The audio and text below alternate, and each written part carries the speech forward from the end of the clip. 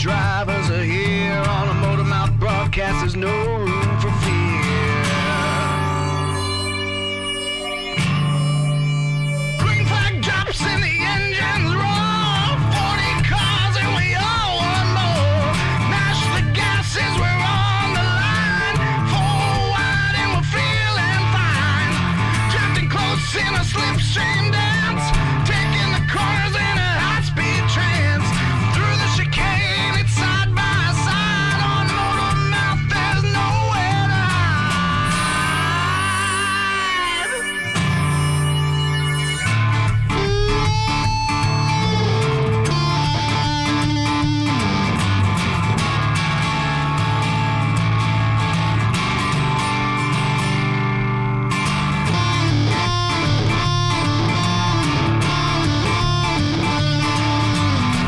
White flag, need a perfect lap. All gas, no brakes to close that gap. Checkered waves in the race is won. Another battle is over and done. Just to the booth, hope they like the show. Victory lane is all I know.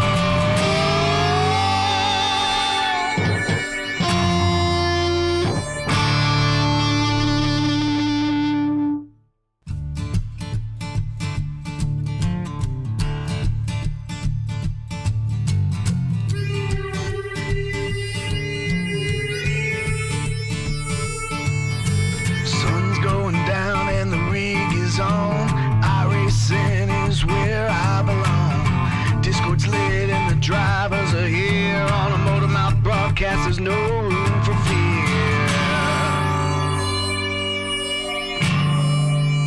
Green flag drops and the engines roar. 40 cars and we all want more. Mash the gases, we're on the line.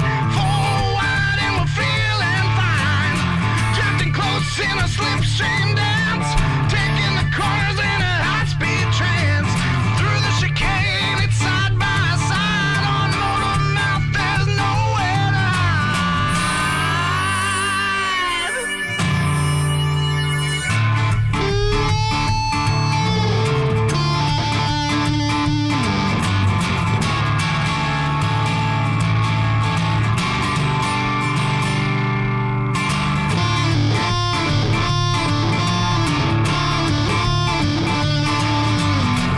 White flag, need a perfect lap. All gas, no brakes to close that gap. Checkered waves in the race is won. Another battle is over and done. Just to the booth, hope they like the show. Victory lane is all I know.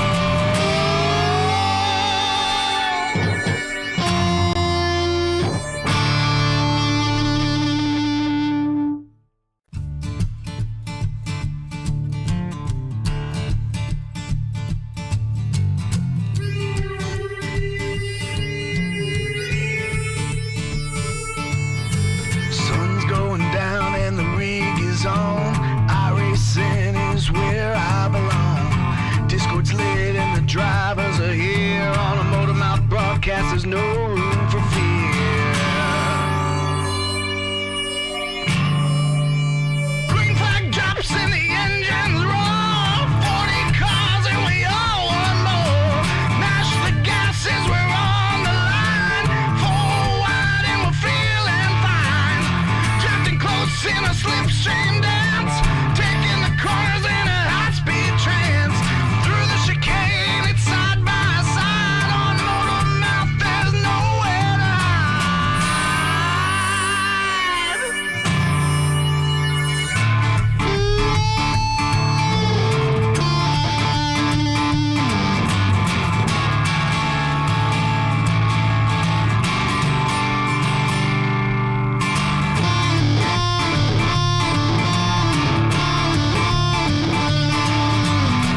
White flag, need a perfect lap. All gas, no brakes to close that gap. Checkered. Hold on, hold on, stop. Discord's not fucking working again. Oh, mine is. Sorry, folks. I apologize for that. Just a little technical difficulty here, real quick.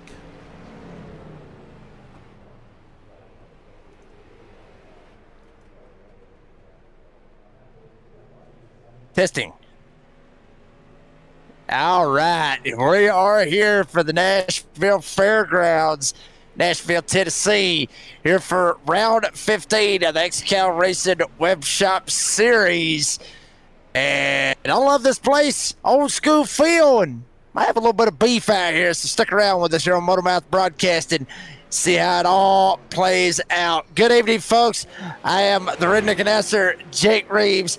Obviously, my good buddy, the boss man of Motormouth Broadcasting, Mr. Big Jim Cunningham, and Robert Colgan alongside as well. Jim, buddy, how the hell are you? I'm assuming you're a lot better than I am from recent events that I've had going on, but how are you, sir? Always a pleasure coming in here with XCAL. Yeah, man, I'm good. Better, like I said, better than you are. Especially after your dental visit yesterday. Yeah. And that was Rob that said that nasty word at the beginning of the broadcast. That was not me. Do not hold me responsible for that. I had nothing to do with it. It might have been me, but still. Yeah, man, I'm doing good, and good to be here at Nashville Fairgrounds. This is, to me, this is grassroots kind of racing. This is what, this is what XCAL should be about. These kind of tracks and, just this kind of environment. And real quick, while I'm here and when we're getting the show started off, want to send out our thoughts and best wishes to Silent Joe Campbell. Was involved in a little accident today and is feeling a little under the weather. So we just want to wish him all the best and hope that he's watching with us tonight during the broadcast. And if you are and you're feeling up to it, give us a little shout there in chat and let us know. And we'd love to hear from you. But good luck, buddy. Yeah, I mean, obviously, shout outs to, Joe Campbell and everything, hopefully for a speedy recovery. Robert, buddy, what's going on? Go ahead and get you lined up, but obviously, XCAL right back at it, kind of the street stock vibe in Nashville. This is going to be a good one. How are you, buddy? Hey, I'm good. I'm happy, and I'm ready to talk to Mr. Mogard. Well, all righty. We got Jared Mogard. Go ahead. I'll bring him on up here. Have at it, Robert. Have at it. Jared, they tell me to be quick tonight because we want to get 3 interviews in, so we're going to pretend like your wheelchair's on full charge, buddy. I was telling them, you're the guy. I didn't know you were in a wheelchair before. You had a controller. You're on a steering wheel. You're fast. You're smooth. I think we're going to win tonight. I watched you win last night. Yeah, we won last night, and we're rocking the setup from last Thursday over at Penn, so feels pretty good. So hopefully we have a good run here. I got to thank Jay for letting me drive his car again, and we're looking forward to. I guess I missed saving fuel, so I decided to come back and run some races.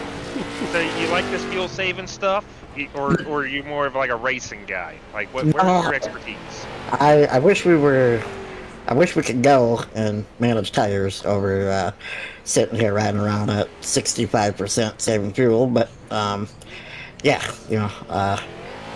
why we're gonna commit to the Chicken Dinner League and run that because you can go wide open and not have to save fuel or anything like that. So we'll come mess around with this when we're able to, and Big things are happening here. I'm hearing there was a beef between you and Mr. Joplin.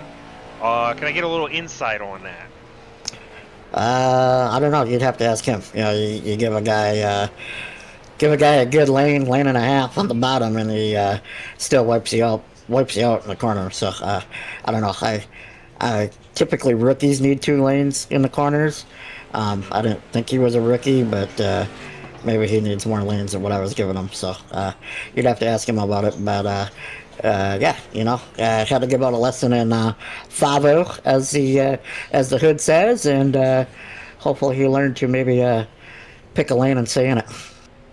Well, hey, if it makes you feel any better, you're my pick tonight. I watched you win last night and unpinned. I think I'm going to watch you win again tonight. I haven't met anyone more better to manage a race car than you. So you're my pick, buddy. Yeah, it's gonna be good. We're gonna have a shot. Octo is back as well, so he's typically the guy to beat. But I think we can hang with him. We're gonna try our best and see what we can do. Hell yeah. You have a good night, Jared, and good luck, buddy. Yes, sir. Hopefully, we're talking to you in a little bit. Yes, sir. All righty. Well, there was Jared Mogard. Now we're going to bring up real quickly Brent Meckes. Brent, buddy, right now, I mean, you're already second up on the board as far as practice goes.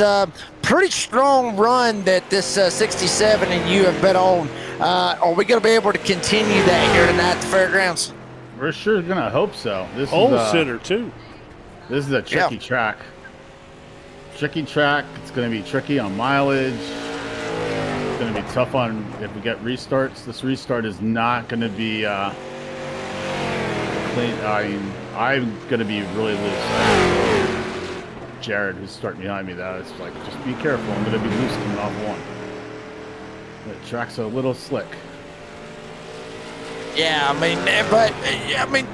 Brent, obviously, this, as you mentioned, this track, a little bit slick and everything else, but this track is very, very historic, and we were talking about this, and this is kind of what, what me and Jim, we like to see right here with XCAL. Do you agree, being able to come to these old short tracks like we're at the fairgrounds here tonight, this is kind of how we need to see these street thoughts. Good God, we see J-Dog spinning right in front of you.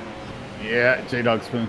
Yeah, these are fun tracks to be at. I mean, we put on a good mix of tracks. As for the short tracks, this is not my favorite short track, but it is a fun short track. It often leads to a lot of strategy and a lot of different races at different places, so it's a good little track.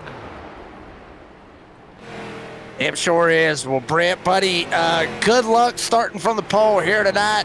Good luck in the race. Hopefully we'll be talking to you soon, maybe.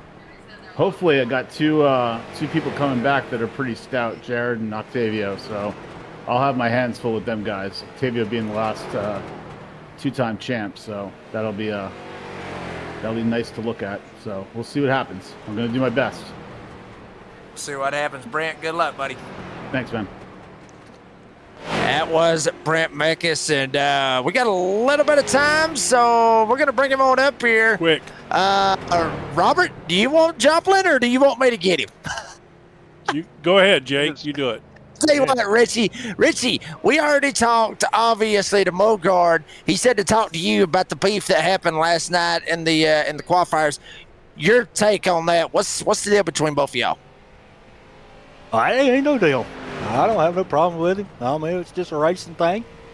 If he wants to make it more than that, that's up to him. I don't particularly care. So he said you needed more than 2 lanes to stay off of him. Is that true? Did you need a little more space, or did I got in there bullshit. And yeah, he talked. I just got in there, got a little loose, slid up. And I guess he didn't like me sliding up. All right. So yeah, it happens. Good. I ain't worried with it.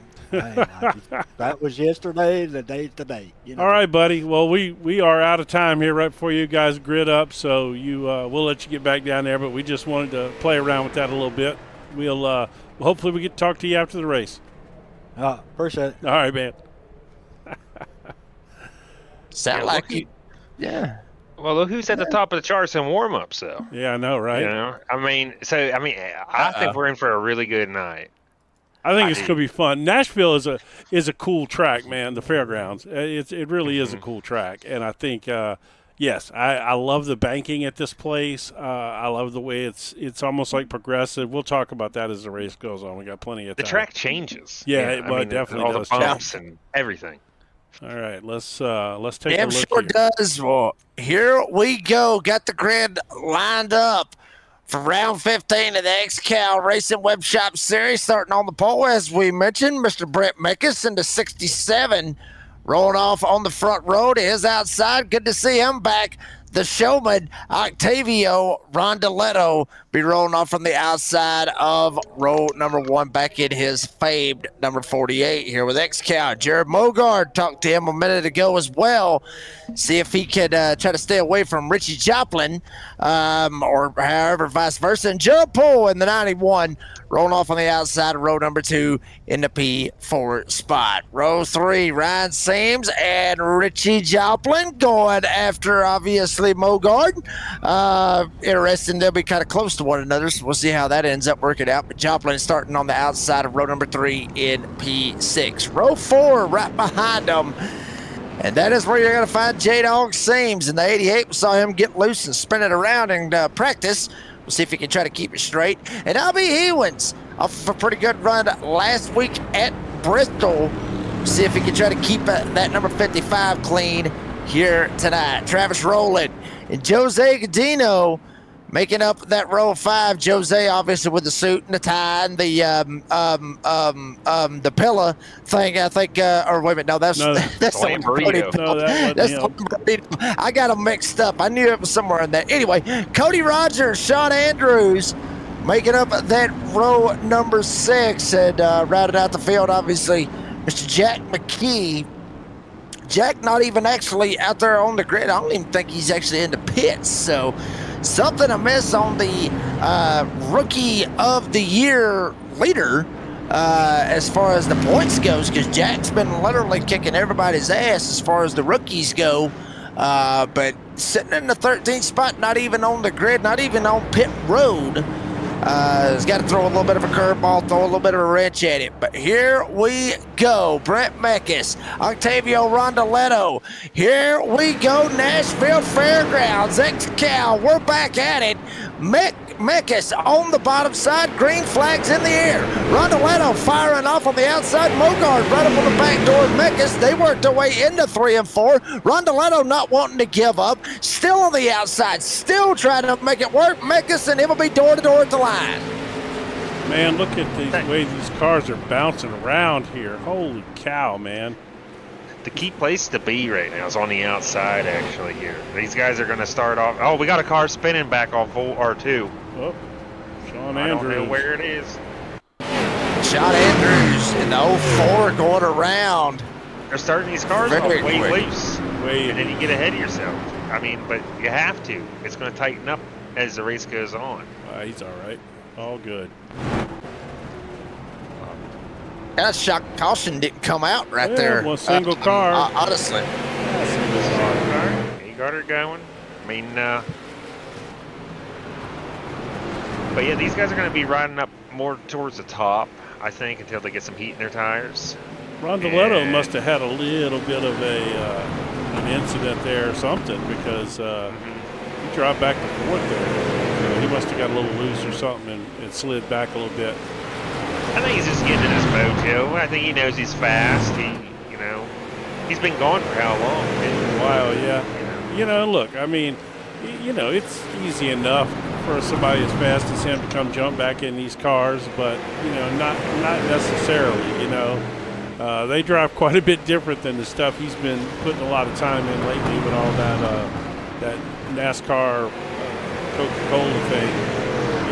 So it takes a little bit to get back in the comfort zone and getting back into that saving fuel mode and all the things that come along with this series that's different than other series. So it'd be interesting to see. Just because we don't see him on Tuesday, though, I still think he practices with the team through the week.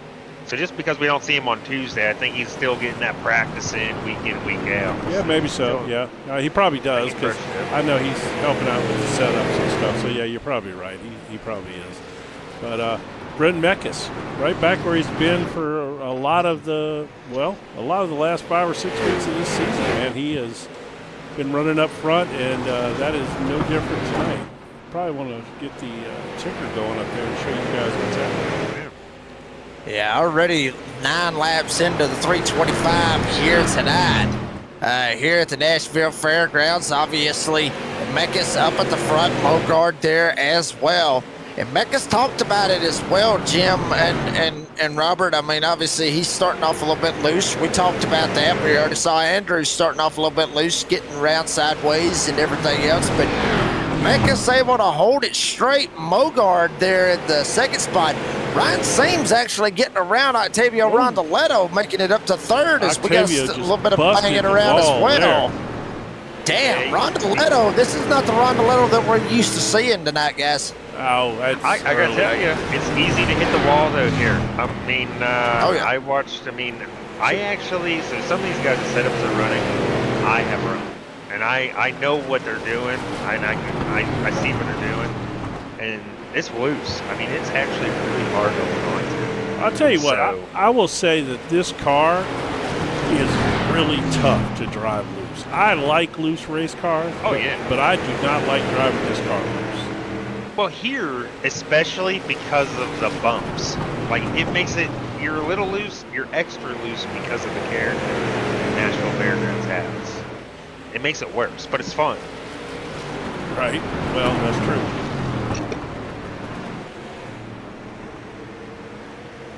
I'm excited to see Joplin get up there to Mogard. Because I don't think there's anything at that. I think Joplin. Now Mogard may have an issue with it, but Joplin knows he screwed up. He basically said that in the interview.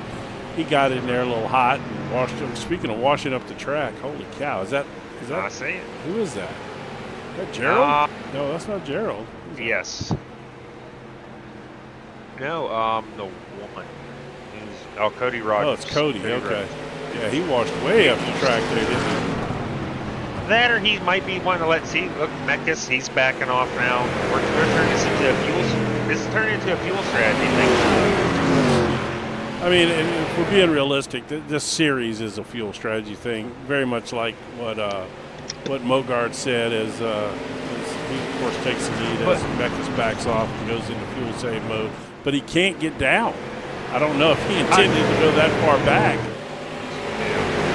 The tires are still going to play Yes. a strategy into this race especially. It is going to do something, but that's why I mentioned Mogard.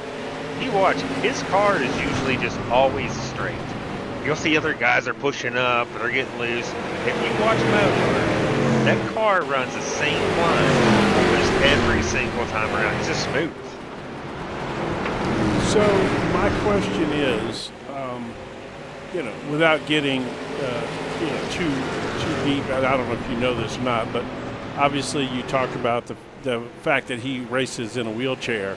Do you know if he uses hand controls? I would assume he does.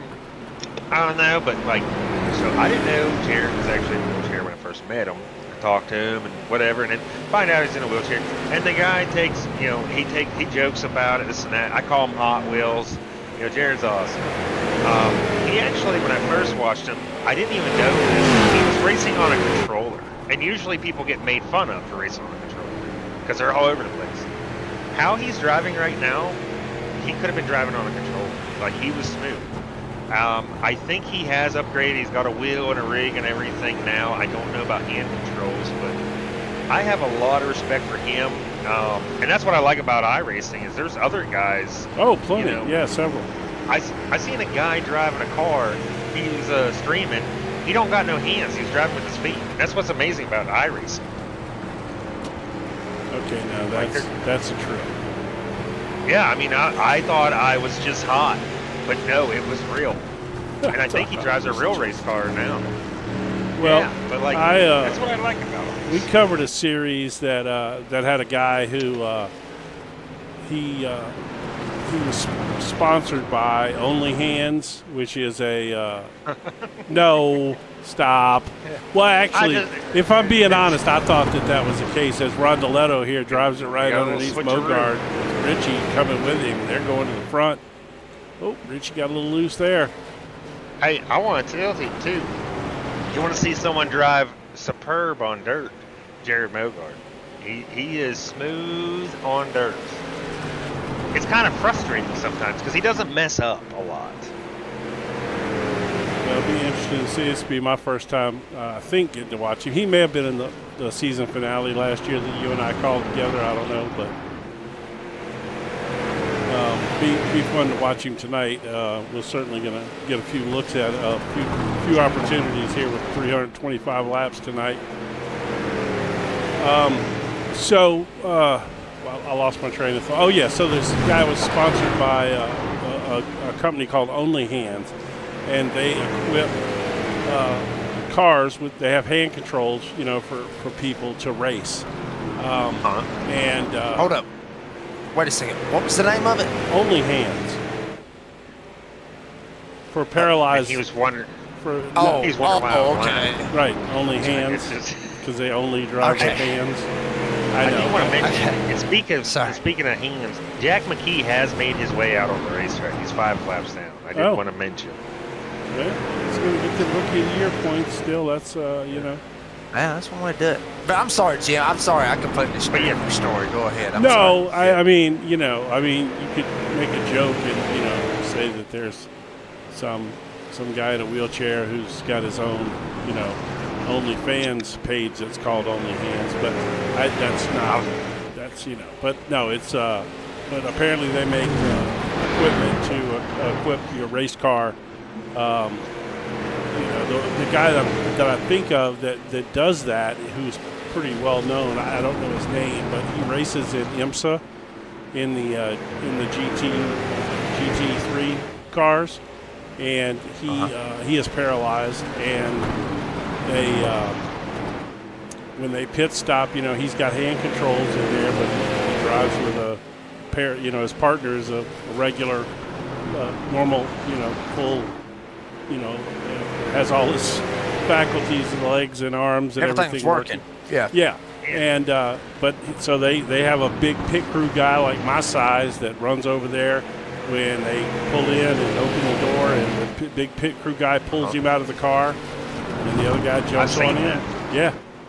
And It's amazing though what them guys can do with just their hands. Like Oh, you figure, yeah, like you there's think so about much that. with their mind and everything, and then racing on road. That's a lot of concentration. It man. is. We can see switcheroo for the lead here, teammates. Yeah, well, and that's probably by design to some point, They, We've cer- seen a lot they of certainly pushing want to give around here. Octavio maximum fuel saving opportunities, Well, one thing I do want to ask, I mean, obviously, I kind of stepped away there for a sec. I'm sure y'all probably noticed, but I stepped away, to put my son to bed. But Mogard and Joplin, did I miss something? I mean, was there contact made when Joplin tried to get around Mogard? Nah. I mean, okay, Mogart's- so they kept it clean for Yeah, the no, moment. I'm pretty sure Bogart purposely let that happen. I don't. Well, he's smart. He's got a whole race to And he, do anything. and he, I mean, he made a comment, but I mean, he didn't say he was going to pay him back or anything like that for the heat race or incident or nothing. I think he's too smart. Sounds like he's too smart a race car driver to do that. oh yeah. I mean, and if you're Joplin though too, it's like that guy just talked shit about me, and now he just let me around. Like, what's going on? He Right. set me up for something. Right. Well, I wanted to at least stir the pot there a little bit. And he ain't got FAFO on the hood of his car for no reason. I know, right? Well, that's true. So, yeah.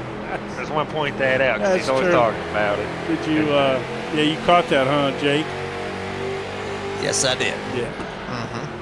Keep in mind, he's running that 3 car too, David Mounty.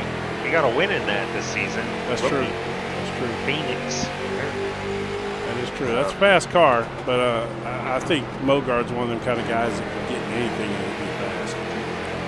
Oh, yeah. I mean, keep in mind, he also did the, I think the Road to Pro or the Coca-Cola thing or whatever. Oh, did he? Oh, nice. Before, yeah, he was in that too. This year? I believe so. But it's been nice. I come over to XCAL here. Took a little brief vacation, come back and meet some new people. Jared's one of them. Charles Joplin's another one. Met some interesting people. Richie. Also, Richie, yeah. I did want to point out I had to be corrected this week. Jason yelled at me Ryan actually likes hot dogs for the shape, not the taste. I thought I heard it the other way around. I wanted to hear well, the other that way makes around. much more sense But- as a joke. Yeah. That's. Yeah. How do I you mean- look? Can I just be straight here? How do you fuck that up? I wanted How? to know, like, I wanted to one day maybe meet Ryan, and if he's eating a hot dog next to me, he's eating it because he likes the hot dog for taste, Is that what it not was? shape. Yeah. Like, I wanted to give him the benefit of the doubt. Did you? And I thought, yeah, so You're I not. was wrong. You're not gonna be able to cover that up. Okay. No, I was wrong. Jason made sure to point out that I was wrong. I just thought it was Big Brother, making fun of little brother, brother from another mother. Well, he was, but you just screwed the joke up, and it wasn't near as funny the way you told it. But the way Jason told me, it was very serious. Like we were having a deep conversation. In your mind, Like- yes. Yeah. I was in the middle of a race. He threw my whole concentration up and I messed up. Because I'm like, why are we talking about this? This little hornet's nest got going right here. Yeah, pretty good little hornet's nest right there with Ryan and J-Dog and Cody Rogers right here in this mix as well. Jim, I mean, we're 43 laps into the race, obviously 325 laps here at the fairgrounds. What have you been hearing? Possibly, fuel mileage, what are we thinking as far as pit stops and everything here tonight? Well, from what I'm hearing, they're potentially going to go in the 90s to right around 100. Which that could be normal human laps. I don't know. I'm not sure if Mekis and Octavio can go further than that, or if that's their kind of numbers.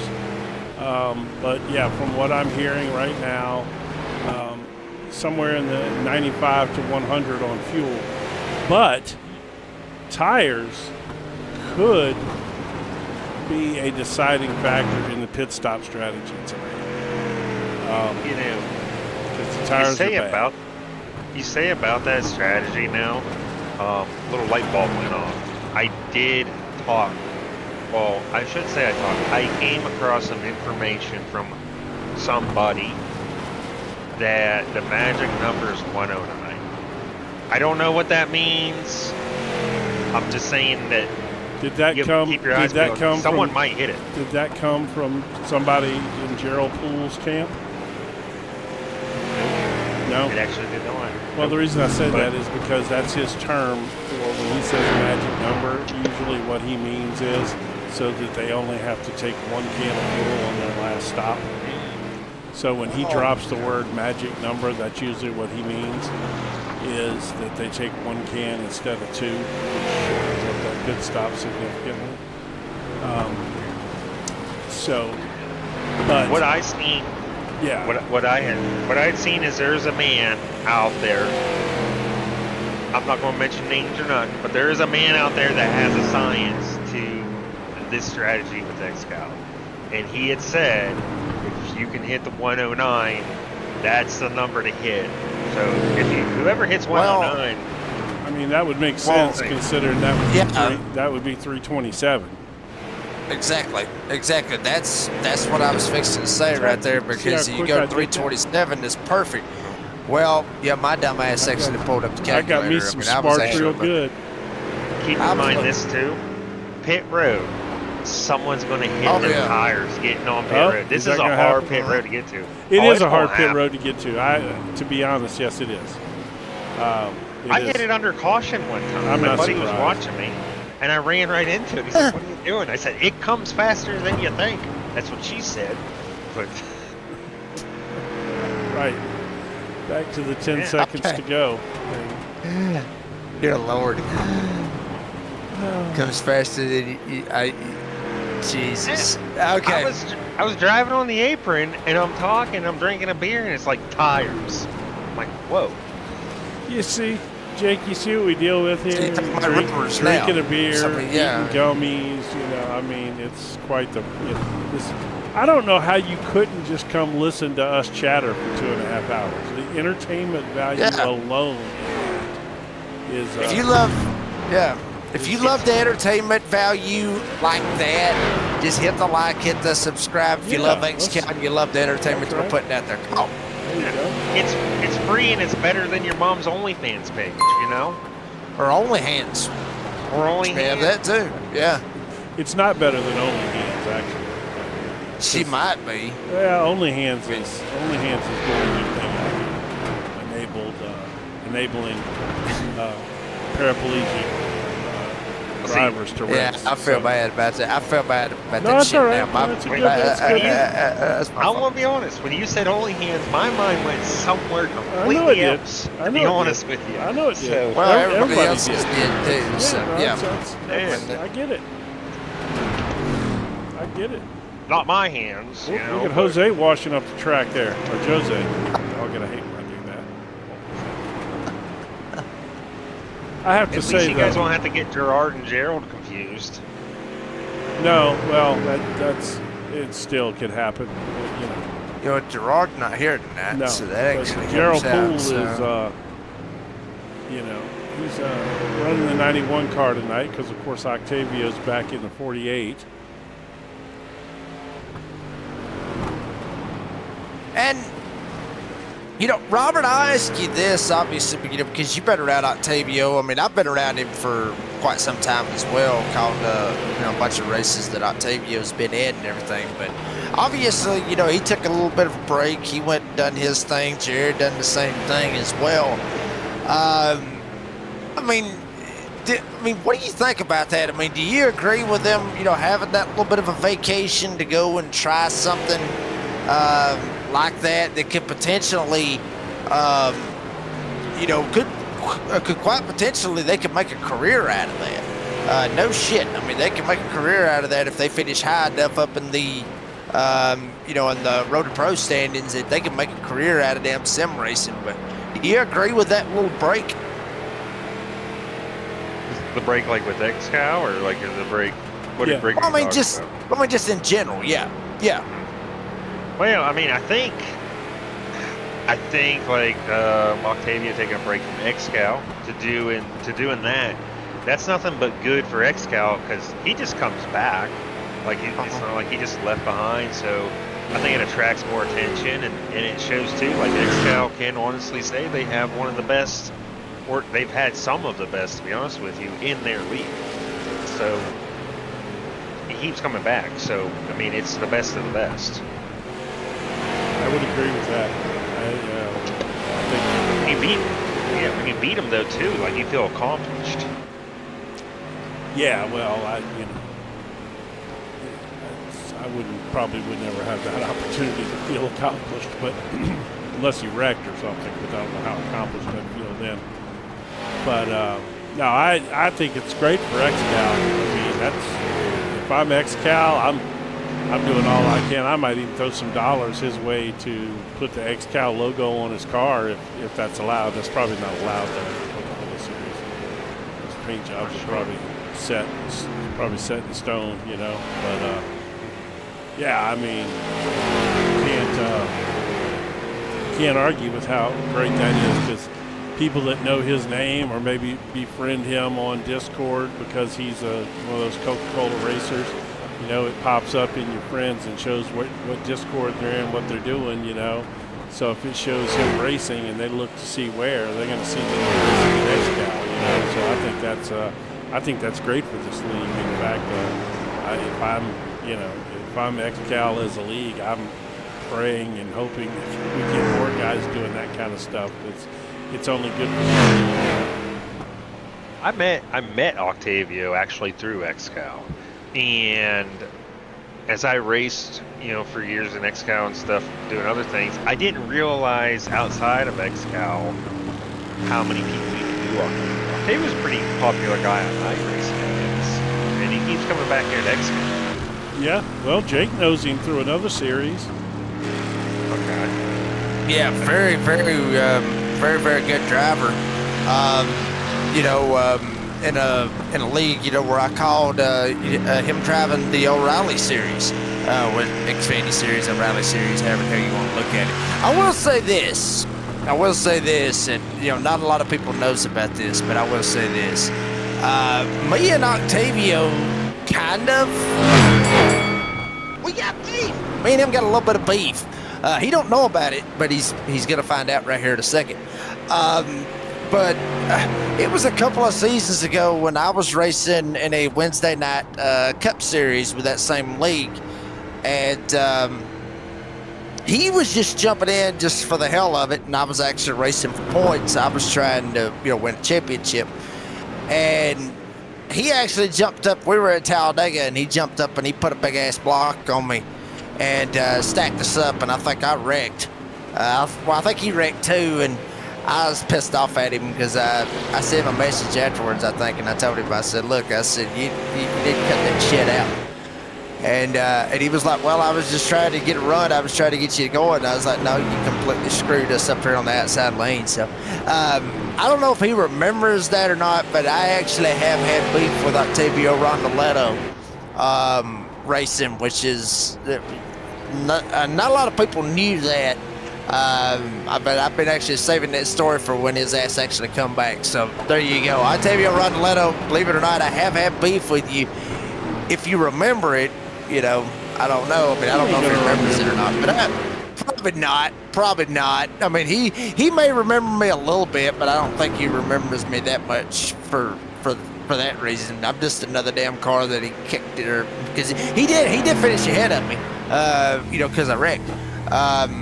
But I'm just another driver. Were you more mad about the movie made, or were you just mad because you got caught up in the movie made because you're running for a championship? Like, was the championship more on your mind there? Yes, both. Both? You didn't like the movie? Yeah. Either? Nah, I'd say, it was because he was part-time. Yeah, that's what I mean. That's what it was. I think that's what it was. He was more part-time, and I've always had, I might catch some shit for this, but I've always kind of had an issue with guys jumping in part-time. I don't even think that race was in the playoffs or the chase. It was like the 5th race of the season, but he jumped in there anyway, and I just never really have been a big fan of part-time drivers. Now, if I'm broadcasting, whatever, that's fine. But if I'm racing and you got part-time drivers, that's when I've got a problem with that, because they can majorly screw your world up and, possibly screw you out of trying to win a championship. And I think that might have been the issue that I had, is that he was a part-time driver and he made that move against a full-time driver. Maybe that's what it was. But like I said, he don't remember. And like he knew you were a full-time driver. Care. He didn't know who you were.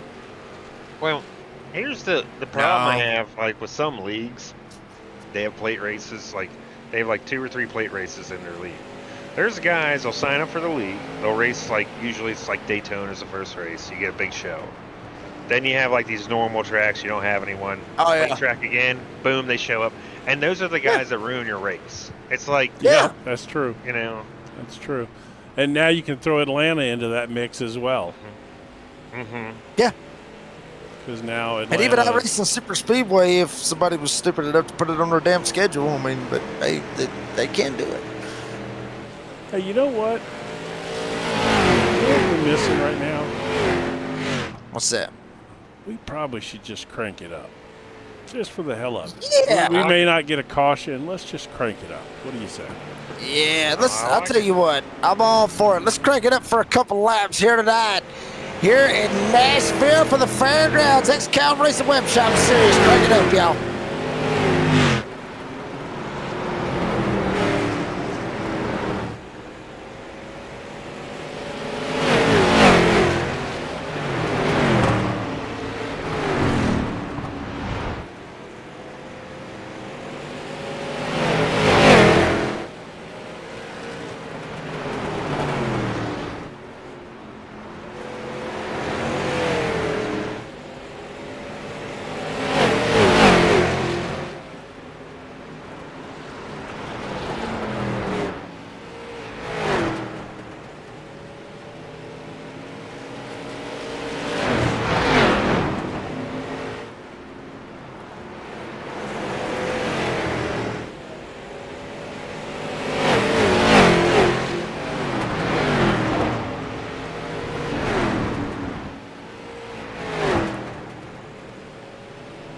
Gotta love Nashville Fairgrounds.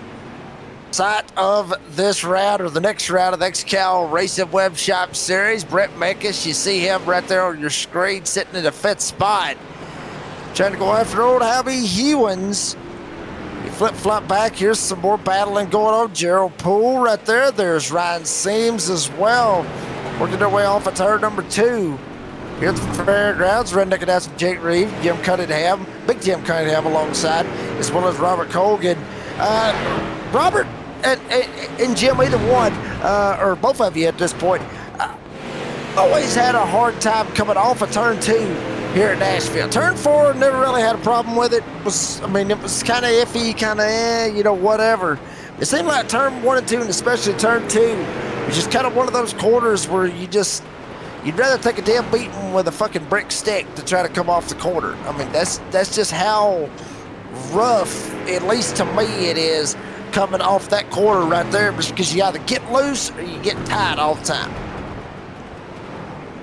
Yeah, I mean, it's all about your entry, your exit. I mean, there's a special way of entering it in 1 and 2, where, for me, I found coming off the bottom of 2, but entering high into 1, like, it worked for me. You just get that knack. But it's like a momentum, too. I mean, you get thrown off a little bit, then you're gonna hit the wall. See, I don't have a lot of experience running here, to be honest with you. I have run here a couple of times. I don't really have a. We got our first pit action going on there. Sean Andrews is in. Oh, he's been in. Never mind. Yeah, he's Jason Seams is in. Yeah, J-Dog. J-Dog. That's what I meant. Yeah, and I don't have a ton of experience here.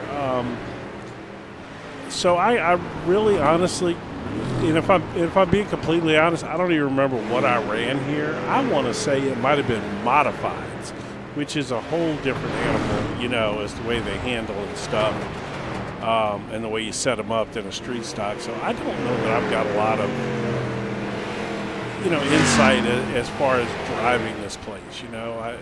For me, I just. I love the fact that this place is what it is, the historical side of it, the old school. This place has been around since, God, I don't even know when. I think the 40s, 50s? I think so. Yeah, this place has been around for a damn good while. Yeah, a while. And so I think that, but we are starting to see some pit stops. Where are we at here? And Ryan Seams pitted on lap 91, but that's all I've seen so far is Seams. Well, it's coming. Those guys are doing the earlier cycle, which could play with the tires. I think the undercut. Well, now that I'm looking at it, I don't think the undercut is going to be that strong at all here. Actually, it doesn't seem to be. Change what. Look for some improvements at Travis Rowland. He's getting running a little solid. bit of help. Well, he's getting a little bit of help now from other XCAL drivers. He's reaching out there. He's trying to work on his own thing, and that's awesome. I'm kind of excited to see where he goes. And I love leagues where the guys, no matter how good they are, they're not above giving you a hand or helping you out. I love that. I think they're not going to give you everything, but they're going to give you, good starting spot. Yeah, well, that's if you're out searching for help, that's probably what you're needing. Your team, if you integrate into a team, then that's where you're going to pick up the better setups and setup advice and help with setups and all of those things. So, just a little bit of history, Jim. You were talking about the history of the Nashville Fairgrounds. Yep. This track broke ground and opened in 1904. 04. It's been a long ass time on that. What were they Well. racing? Horses? Horse and buggies? I wouldn't be surprised. I mean, I'm kind of looking What that one up. I'm horses? trying to figure that one out Well, it's myself. gotta, it's gotta be. matter of fact, betting horses. They might have been. Well, it's Hell, I'm gotta not be. sure. I mean, Oh, they weren't racing Model first- Ts. When it first featured horseless carriages and motorcycles in June 11, 1904 on the dirt oak. Horses, Dirt oak at carriages, that time. and motorcycles. Yeah, horseless carriages and motorcycles. Okay. Yeah, Cody's They- in. They actually we're gonna host see the 'em ARCA now. Menard Series for East, the Super Late Model All-American 400. And Robert, you'll love this right here. When the Winston Cup Series ran, it was the Coors 420. Yes. I'm not making that shit up. It was literally So- the Coors 420. You know who was hugely impactful in keeping this place around, right? Yeah, Dale Jr. Well, yes, he was. Yes, you're exactly right. I'll be spitting. Huh? Who is? We're getting some pit Yeah, we're stops getting them here. in now, Yeah, we yeah. got pit stops in the Pitted, middle of Albie this, yeah. pitted, Oh, yeah. there we Joplin go. pitted. Gerald's in. Now, let's see. We'll watch the fuel savers and see where they go to. See if they hit that magic 109 number. Well, that's what I'm Too looking far for. off But Close I think to that it. 109 is the number, but I think if you can get to like 113 or 114, then that's where you can take that less, that extra or less, one can get less of gas on that last stop potentially. Oh, maybe not. Actually, no, that's not. Never mind. Well, my thing is trying to get to, like, okay, anyone can get to lap 109. It's about carrying that speed the whole run through the 109. Well, I would argue that everyone can't get to 109. There are definitely guys in this field that cannot fuel save to that level.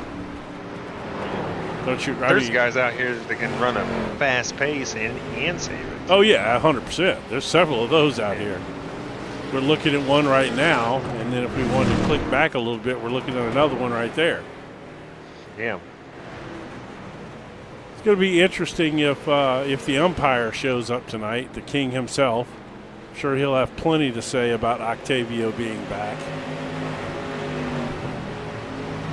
Yeah, I'm actually kind of intrigued for him to come back. Yeah, obviously, me too. I mean, No, I can't wait till got- we get yeah. back to that. Yeah, I'm ready to see Stop some. it. I'm ready to see some of that racing.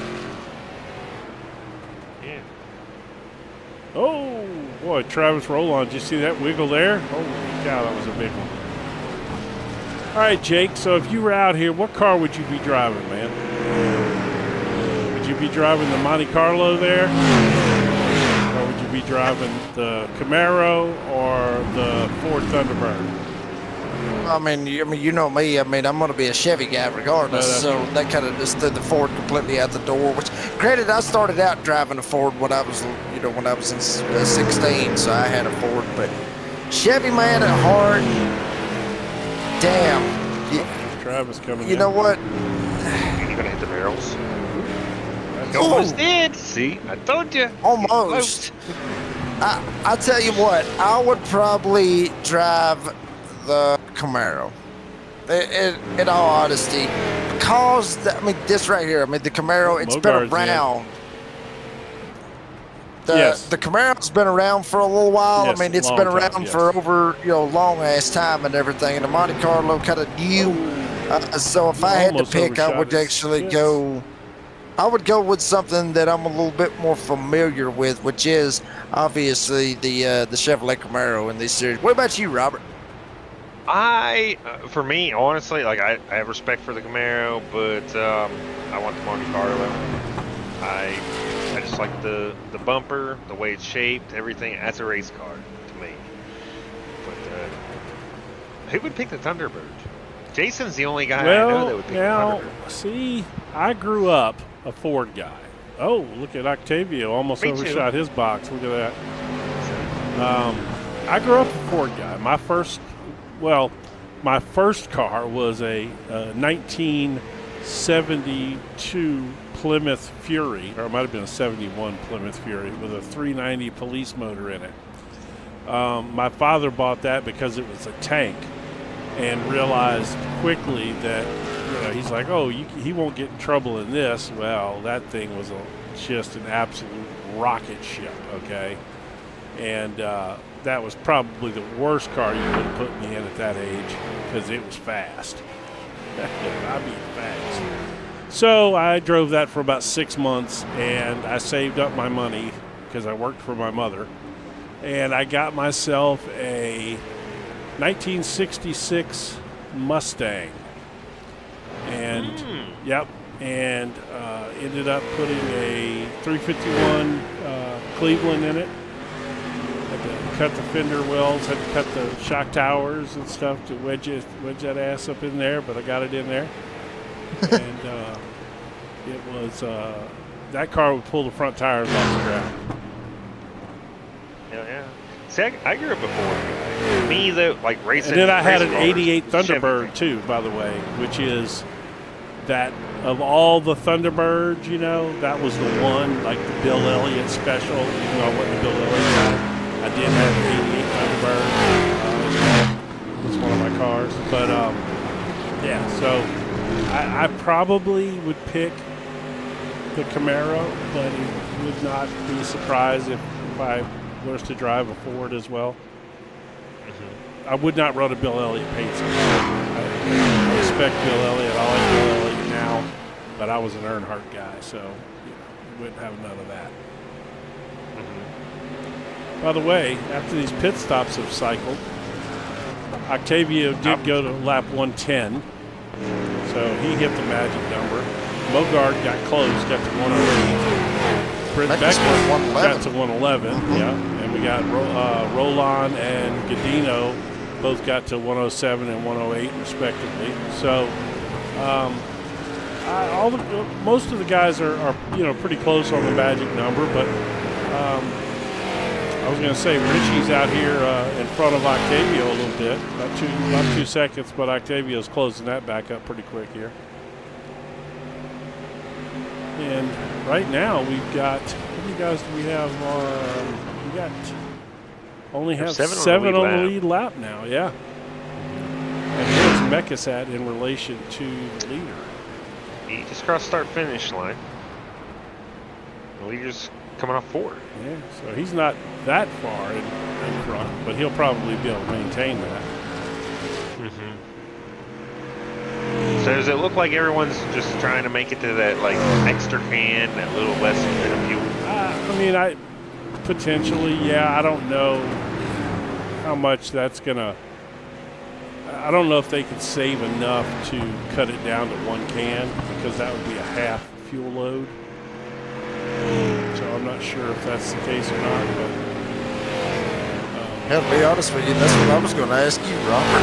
I was going to ask you, what do you think about the whole deal? well, let's see. I mean, that's what it's looking like to me. I mean, I don't really see a. So if you go 109 though, 109 and 109, then that evens it out.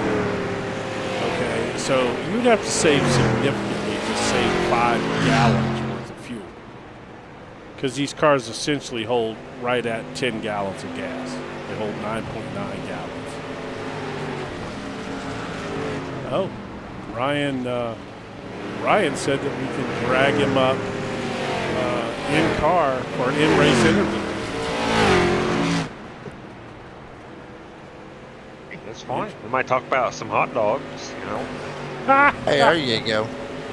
Oh my God! Yeah, we might If they just want do to it. get that far off subject. We could. Ryan said if we could bring him up. Ryan seems. Yeah. Okay. He's the only Ryan in the field, so I'm guessing it's Ryan. Well, C. making sure. He Making sure. signed a permission slip. There he is. He got it okayed. Ryan Sames up here in the broadcast booth. Robert, go ahead. I know you want to ask him about the hot dogs and all that good stuff. Go ahead. Yeah. So Jason, I don't know the story. So But you got it backwards, to be honest with you. It wasn't for the taste, it's for the shape. I was pissed, okay? I was screaming. I'm like, what the hell? You got it wrong. See, well, there you go. Yep. So Ryan does. It is a fact that Ryan eats is. the hot dogs for the shape, not for the It taste. definitely is, yeah. There you go. Taste. That sounds like something an older brother would hang on you right there. Oh yeah, hardcore. He does. He actually said it to the guy in Home Depot today that we do business with. He thought it was funny. So do I. I actually have to. It's quite funny. What do you like on your hot dog? Just mustard. Just mustard. Just That's it. boy, where are Yep. you guys from, man? Them accents are strong. Y'all got up in the Northeast. We're from Maine. Yeah, Me, well, Jay, way up and- there. Oh. Well, yeah.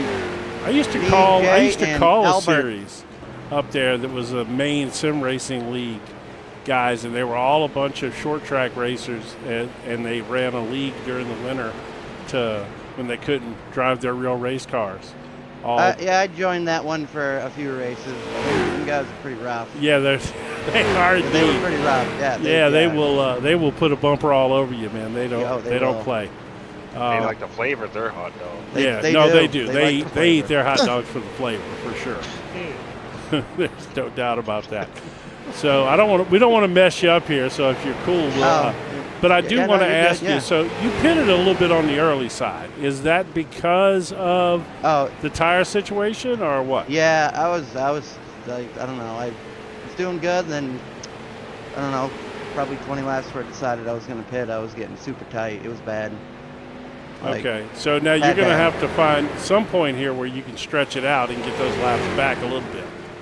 I am. Right now, I'm just trying to take it easy and not kill it. Okay, because you kind of worried the shit out of me right there because you just lost 2 spots while we've been up and talking to us. So Yeah. I'm just making sure it's not us, it's you. No, that's yeah. the reason why you're losing I'm these just spots. taking it easy.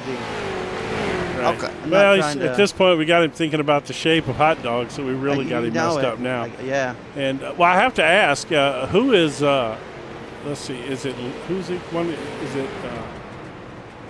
is it Lulu? Who is that? That Yeah, little Lou. Yeah. Yeah. Lulu, that's my ex-wife. oh, it's your ex-wife. Well, Yeah. I'm not going to say anything, but there's a good chance that she's not around anymore, possibly because of the fact that you like to eat hot dogs for the shape.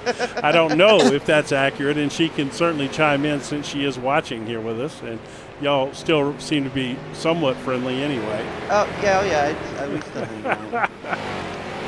And I got a couple other people watching too for the first time. Yeah, we got several of them. Yep, there she is. Yeah. Do they know about the hot dogs? Well, they do They now. probably do now. Yeah. They probably do now. Okay. Okay. Rob had you set up where it actually made you look good there, but then Yeah, I know, tried. looking for the taste, but no, Yeah, that's not the case, Rob. Come on. well, we're from Texas. Tried. We have good tasting hot dogs here. I'm not particularly a fan of the shape, but that's still, But I anyway, like the all beef ones. yeah. Well, I bet, yeah. Oh boy. Maybe y'all could come out with. That's not your team anyway. I was gonna say maybe you could come out with like a busted at the seams quarter-pound hot dog or something. But that would That'd be awesome. yeah, that'd be your brother's team though. You're not a busted at the seams guy. So Well, I mean, we're all teammates. So well, that's the next. Busting at the seams with XCAL. hot dogs for Yes, the shape. that's the Holy new. sh- Yeah, that's gonna be the new. At least that's got to be a shirt in the XCAL web shop for sure. That's it for one of those kind of fake sponsor shirts or whatever. Busting at the seams, quarter-pound hot dogs. Ryan Seams be cool. approved. I'd buy Oh, it. wow. There it is. I'd buy it. All right. Well, we went completely off track here, 100%. And but at Yeah, least I we're made promoting some- the promoting the web shop, so Aaron won't get too upset with us. I made some crazy adjustments just to, really just tire pressure. But How's it? Is that making it any better right now? You got how many? You got Yeah, 40 way laps on better. them now. Yeah. get way better. 40 Okay. laps in, I could already feel it was getting tight. So you just But I'm not trying to push it. Yeah, I'm just. So you drop just- those just pressures a kinda- little bit to. I raised some, dropped some. Oh, okay. A little bit of Yeah. everything there. All right. Yeah, a little bit of everything. Well, look, I appreciate you coming in and chatting with us, and if we have anything exciting happen other than like a stop at the hot dog stand during intermission or something, we'll pull you back in here and talk to you about it. But we do thank you for being a good sport and coming Yeah. and talk to us during the broadcast. And You're welcome. we thank little Lulu for tipping us off. All right, buddy. Good luck. Alrighty, thank you. Oh, wow. That very Yeah. possibly could go down in broadcasting history right there. Yeah. I mean, that is top quality broadcasting right there. If that doesn't sell my channel, nothing will. You know what I'm saying?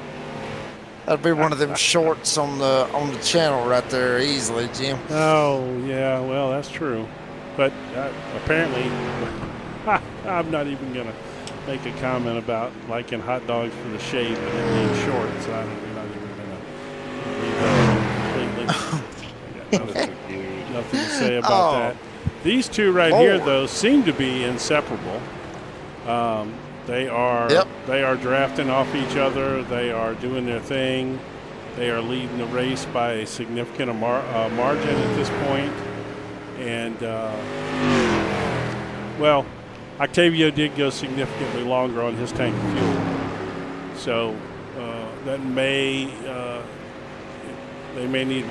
But of course, I'm pretty sure that for the most part, this is, they're trying to make sure that Octavio gets maximum mileage here, but it would be fun to see him and Richie go at it in the last 10 laps or something, Yeah, I mean, I'd like to see this as well. Obviously, I mean, Richie obviously coming in off of what happened last night with the qualifiers and all that good stuff, and could possibly come out here, mix it up with obviously the showman, Octavio Rondoletto, the top guy as far as the points goes. Matter of fact, Jim, do we have some updated standings? Do we have any? We do, yeah. All the good let's updated go over some standings. Let's points. check Yeah, those let's do out that. because obviously Octavio Rondoletto, the top dog, so to speak, for the MVDs. Shit, just know the damn standings. I should have known that. Yeah, I knew that was coming.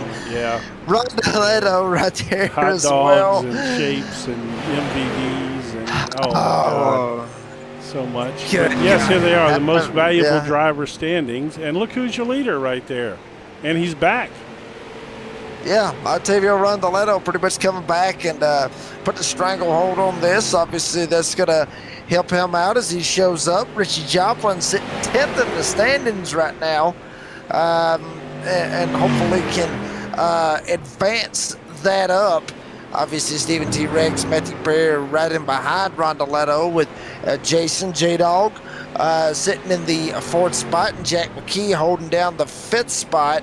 He is pretty much parked it. Jack has parked that damn thing, so is Sean Andrews, so they're not even going to finish the race. Brent Mack is 6th, obviously. Jose Ryan, Gerard, not Gerald, but Gerard, and obviously Rich Joplin. That's top 10. You see everybody down through there. Where is Happy Meal? Happy Meal. I got There he is, news. 17. I believe. We got. I'm not 100% sure. I'll tell you what. Well, let's get on over to the rookie. Let's get the car owner standings done real quick. Hold on. Okay. And then we'll talk more about Happy Meal in a minute. Oh, Happy Meal must have screwed up somewhere somehow. I don't know what he did, but anyway, Brent Mack is currently leading the points. Obviously with the 67 car, obviously leading the points. Gerald Poole now. He drove the 48 last week. Rondoletto in it this week. Brent Mack is actually in the 67 this week as well. So that's where your points is at. Looking for 2,400 to 2,200. The 70, Gerard Lawrence. 70, not out here. There is no 70 here tonight. So obviously the points is going to hurt on that one. Jack McKee was able to start with J-Dog and Jose Gadito sitting in the top 6. Those are the drivers, but I mean, if you look at the car owners, obviously, a whole lot of points to be made right there at the owners' standings. And rookie of the year so far, Jim. What's the rookie of the year looking like right now? I would say Jack McKee's currently up at the top, and that's exactly where he is. Got a pretty much stranglehold on this. David Maggi, Cody Rogers, good to see him showing back up as well with Happy Meal out. It's good on 4th. Okay, Jim, what do you got? Well, first, I heard during the drivers' meeting that Malji's going to be out for a little while. I don't know how long that is, but that's certainly great news for Jack. You know, it's going to allow him to more than likely run away with this Rookie of the Year thing, unless, you know, Cody Rogers just catches fire, you know, or something like that. But I believe, and I could be incorrect, but I believe that Goodall is done. Done. Is it because Hocevar won a race and he hasn't yet compared himself to Hocevar? I don't know. I don't know if he hung himself or we're being called Happy Meal. I don't really know what happened. Of course, I'm kidding. You have to say that nowadays, you know. That was dark ass shit right there. If we go ahead, I got you. That was some dark ass. That was just a little bit. All I know is during the drivers' meeting today, it was said that Goodall has parked it. What would you read into that? Well, he didn't make it through the drive-thru to get Happy Meal because he parked it. He may have had to go inside so he could play in the little toy thing. My thing is, the man showed a little bit of speed. No, he didn't. But nothing impressive. No, he didn't. Like nothing. Like when he, like he did. He with the wide amount of pit stops. He was up towards the front. There was a couple times where I could see, okay, this guy has some speed. Nothing impressive. But I didn't see much of that at all, if I'm being honest. He drove for Gerald Poole, though. He did. I mean, now, Gerald Poole has cars parked right now. Yep. So Gerald fired. I don't know. I really want to pull Gerald in here and find out if that's the case or not. He's in it. He's in the pits right now. Did he have an incident? Or did he just park it? He didn't have a meatball or anything. Tough asking. But if you get fired, well, then you're bad. It's different if you quit. Well, is it? You know, you come in talking shit. You come in talking shit, you know, and, you know, you wreck J-Dog at Long Beach and you talk a bunch of smack and you don't even back it up with a good combo meal. All right. What do you say? You want to pull Gerald Poole in just for the hell of it? Yeah, here he is. Yeah, here he is. Gerald, Jim Cunningham in the booth. How you doing, man? Hey. All right, quick question for you now. So in the drivers' meeting today, it was insinuated that Happy Meal, Alex Goodall, it parked it. What does that mean? Does that mean he is no longer driving? Does that mean he was relieved of his duties? What does that mean?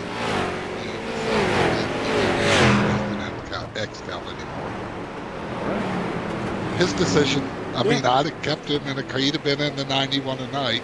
He'd had better luck than my wheels started overheating, and I was starting to lose contact between my steering wheel and what was going on with the car, so I pulled it in.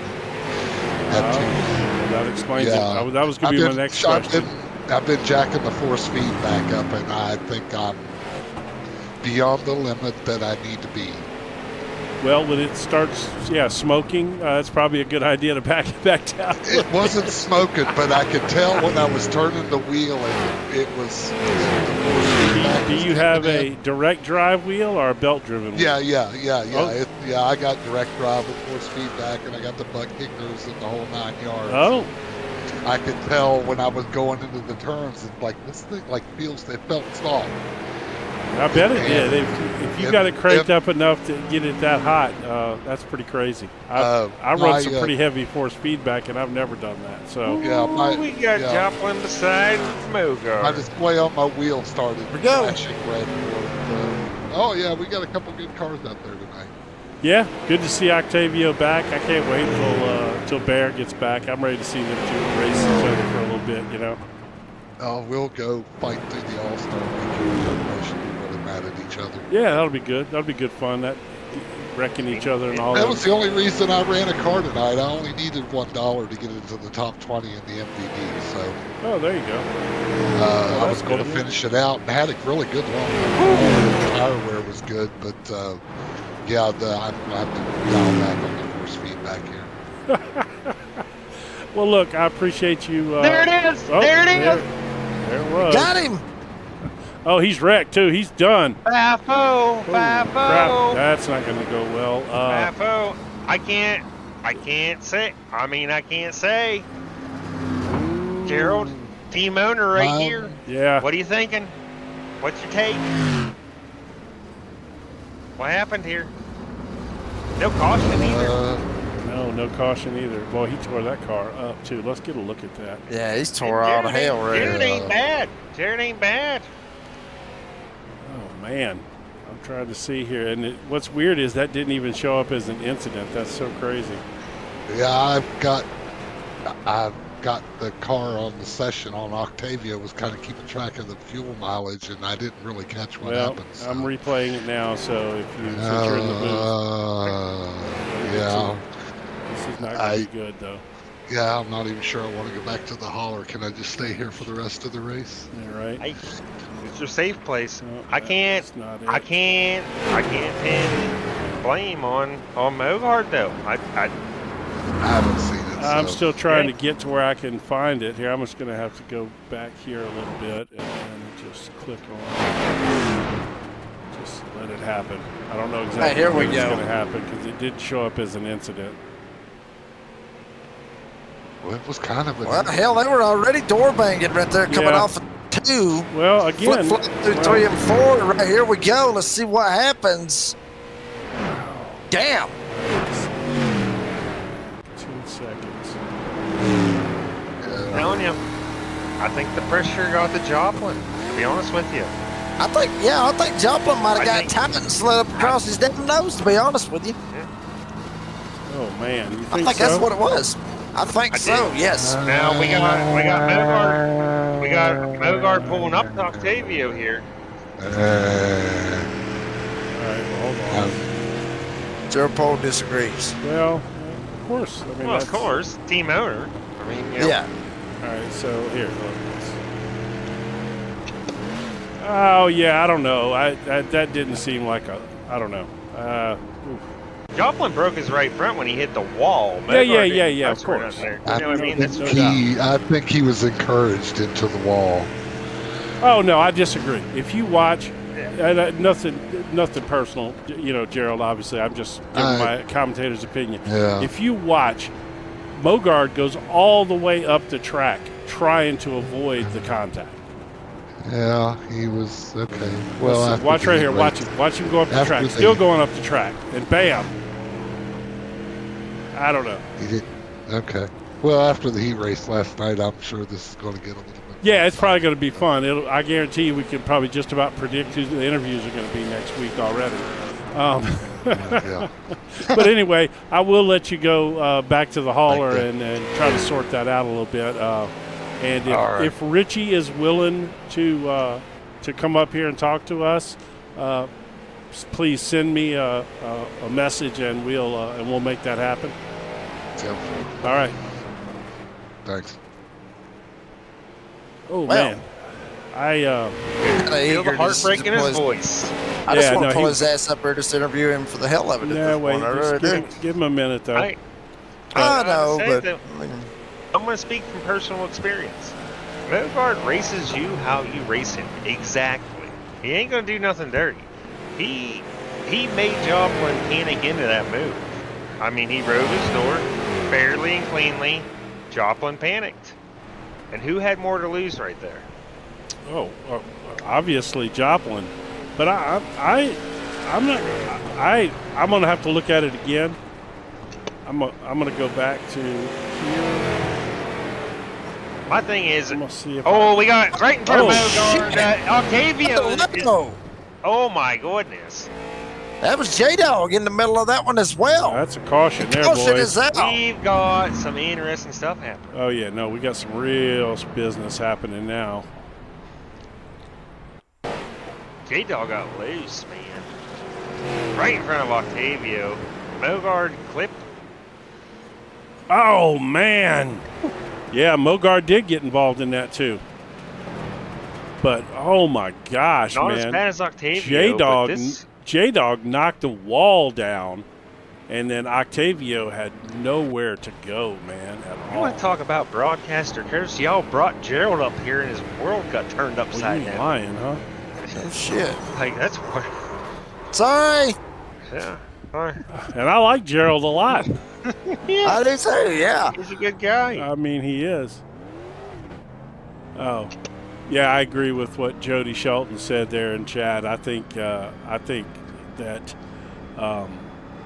that he thought he was Joplin thought he was clear and he wasn't, and thought he had. But look at this, would you? This is like a graveyard over here now. Well, everybody's pitting just about. Al did not come in and pit. What is going on with Al?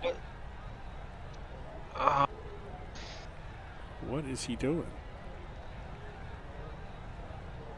I'm not 100%. What is he crawling for? I don't know.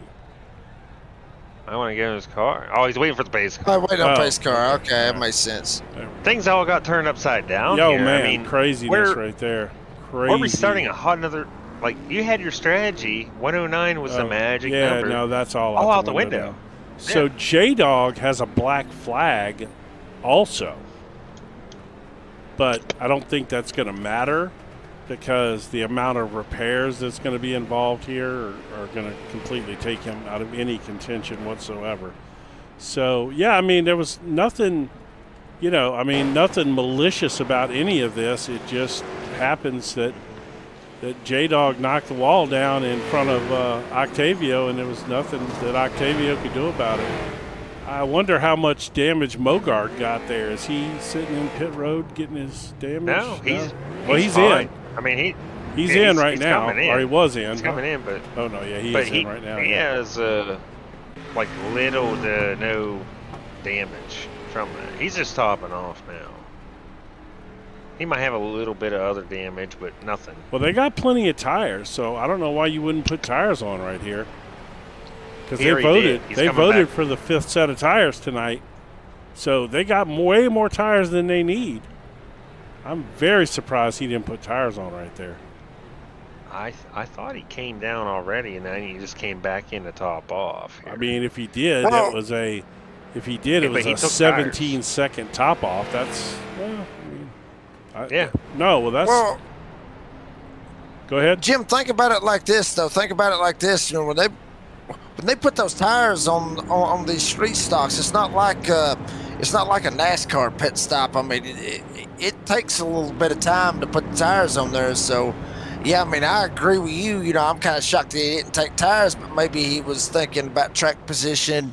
But he's on the lead lap. And that There's sort only of thing. 5 cars on the lead lap. What's the difference in being 4th and being 5th? Well, but I'd rather be 5th with fresh tires.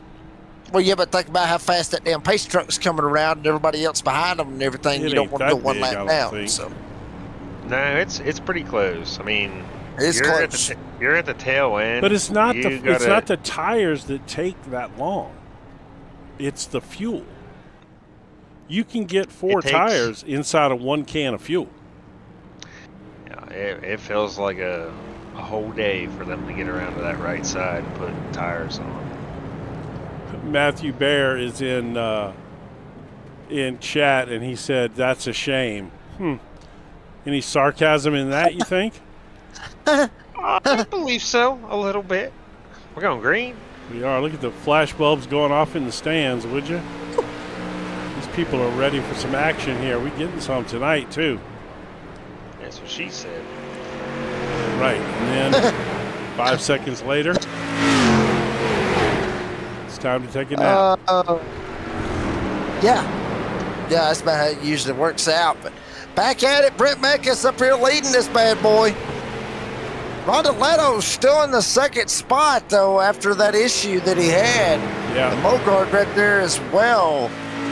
You see Ryan Seams up here. He's up ahead of all this, and that's Travis Rowland as well. So, both of these guys up here, this is not really a battle for the lead with Seams and Rowland, but it is a battle behind them with the 67 and the 48. Rondeletto on the And bottom, the three. Mekas up top. Here comes Mogard, gonna jump up into this mix. Yeah, this is good. I mean, this is a great battle right here. These three, as Octavio now is in the lead.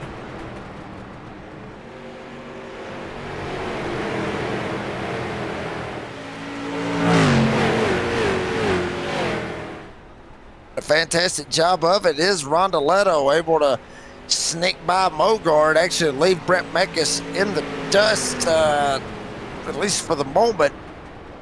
Jose Godino sitting right there as well. Travis Rowland just going one lap down. So Jose Godino, the last driver on the lead lap of 4 drivers at this point, sitting not too far back as well. There's Travis Rowland and Cody Rogers. They are sitting in the 5th and 6th spot as well, respectively. So they'll be battling for position here in just a little bit. But right now, Rondeletto's got it. Mogard wants it. And, I mean, Robert, you know, the historian of XCAL has Mogard and Rondeletto. I mean, if they have beef, I'm assuming everybody in the league has had beef with somebody somehow, some way in their career here. But has Mogard and Rondeletto, have they had any serious beef to where we may be looking at some, you know, maybe a receipt right here? There's been a little bit, I think, briefly. You got to keep in mind they're both also competitors outside of XCAL, you know, for other things. And I mean, Joplin and Joplin and Octavia were teammates. Joplin and Mogard had a beef there. I don't know. Maybe Octavio thinks he owes Joplin something back. You know, maybe take care of Mogard. I don't know. It's going to get interesting right here. I don't know. Octavio is aggressive. Octavio's going to squeeze him. He's going to squeeze him. I tell you, I would not imagine that would be the smartest thing to do with old fuck around and find out. There, I At the said. same time, it's going to get interesting. Yeah, I don't know that you want to push that 3 car. That dude has nothing to lose, man. And apparently, when you got fuck around and find out on the hood of your car, I think that says all you need to know about that. That being said, he is absolutely glued to his bumper right now. So I'm going to drop back there and take a look at that. I know Jared. He's giggling. He just he's punted it giggling right there. Yeah. Damn. Over there giggling. He's like, I'm going to do this. I'm going to do He's that. gonna, He owns him right now. He moved He's him making Octavio panic. Is he? Is Octavio panicking? I think he's Octavio gonna doesn't make him strike do it. me as the panicking type. You don't dish it out like Octavio does and panic when somebody bumps your bumper. But if you could pick 2 people to be doing this right now, it'd be these 2 guys. Well, Like, Matt Bear and him, but that's But we see Matt Bear panic. He was trying to lap Brian Seams and wrecked him while he was leading. yeah. Well, that was more of a brain fart than a panic. This, on the other hand, Brian's right here too. He's like, I'm going to be a menace. true. I mean, Try it again. I mean, if Octavio was worried about him, I think Octavio would just let him go for now. So You gotta keep in mind, Octavio has an upset team owner. well, maybe that's in that true. chat. That's true. Saying, hey. You can believe he ain't happy because he left here believing that was Mogard's fault. I Yeah. personally don't think it was Mogard's fault. I don't think Mogard did a ton to make sure that it didn't happen. Meaning he could have gotten off the gas or even touched the brake and let him go up the track on his own. But you know, I don't know that. FIFO. Yeah, but what I saw for sure was a guy who he took his car up the track to try to at least avoid the contact to some degree. That's what I saw. Anyway.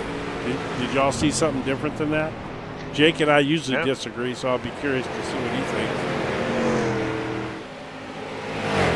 Go ahead, Robert. I'll throw my say in it. Go ahead. I just feel like, so my thing is here, Joplin was, I believe, lapping Mogard. He wasn't passing him for position. Joplin was leading. If I'm Joplin, I know Mogard's upset with me. I'm going to give him all the room in the world, show some respect. We'll take care. We'll make this pass later. That's what I felt like. So Mogard just he baited Joplin in, and Joplin took the bait. That's what I think. But by baited him in, do you mean? I mean, because the way I saw it, Joplin drove it in there too hard underneath him, and it washed up the track again, just exactly like what happened last night. And Mogard knows that's going to happen, so he baited him in. Okay. He left that little window open, like, you know, you going to take it or not. Joplin should just cool. Mechanics. That's my thought. Interesting. You know, Jim, you know, I mean, it's like you said, you know, a second ago, usually me and you were different opinions, but I mean, I'm thinking like Robert right there, just a little bit, well, maybe not the baiting process of it, but I think, honestly, Joplin just screwed up. I agree. I mean, he dumped it down on the inside. I think he was thinking that he was going to get clear. Maybe he hit a bump, maybe it slid up, maybe he got a little bit tight, you know. But in the end of the long run, you know, or in the long run or the end of it, really, I think he just slipped up. He busted his ass, and it cost him, which is why he's now 30 laps down when he was up there racing for the lead. He just screwed up. I mean, it happens. And think about it like this. Same thing you could say for J-Dog. You know, he slipped up. Now, granted, he wasn't racing for the lead or nothing. He was racing to stay on the lead lap. No, I mean, but he that's a whole slipped. He busted his ass. deal, though. That's, Yeah, well, yeah, but it is a whole different deal. But I mean, you know, there wasn't no beef between both of those guys. So Well, there may be, but that yeah. was a. Well, there might be now. But I mean, but that was a different deal altogether. Clearly, his car had a big giant wiggle, and then it caught, and he shot up the track. It wasn't nothing you could do. That's just one of those deals, you know. Yeah, I just think Joplin screwed himself. At least now, that, just so that being said, John Wyatt, who you know is certainly part of the pool racing organization. He is of the opinion that Mogard hooked him. So there's that, and then let's see what Matt Baer has to say here. That's fine. Helen Keller spelled her name right once. So everybody. Oh my God! Did you just go there? I'm just saying.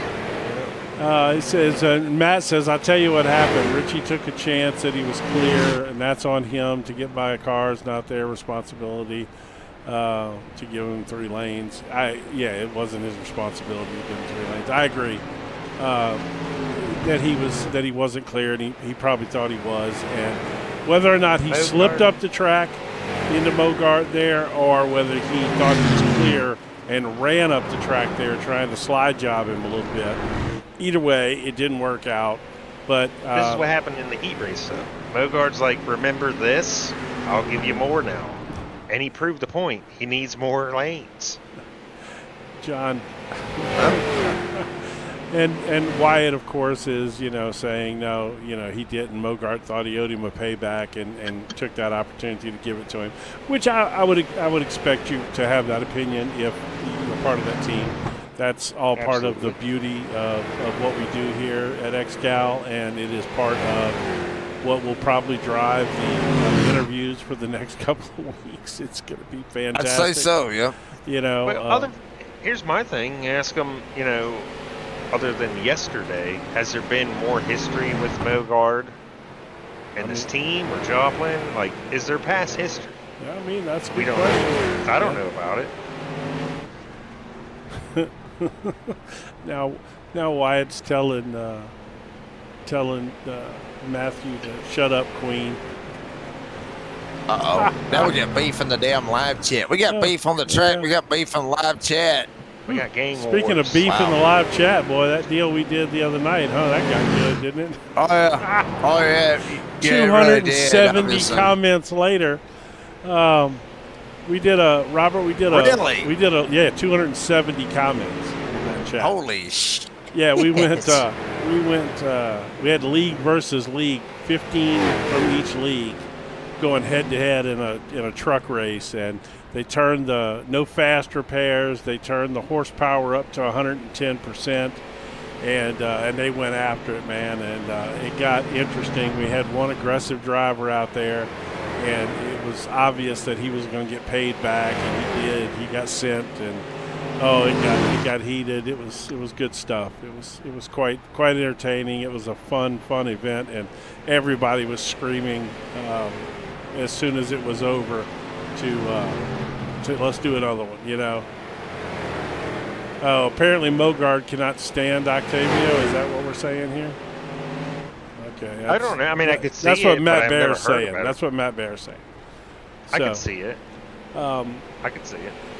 Which I know, Matt, look, no disrespect to the King, Matthew the Bear, the King.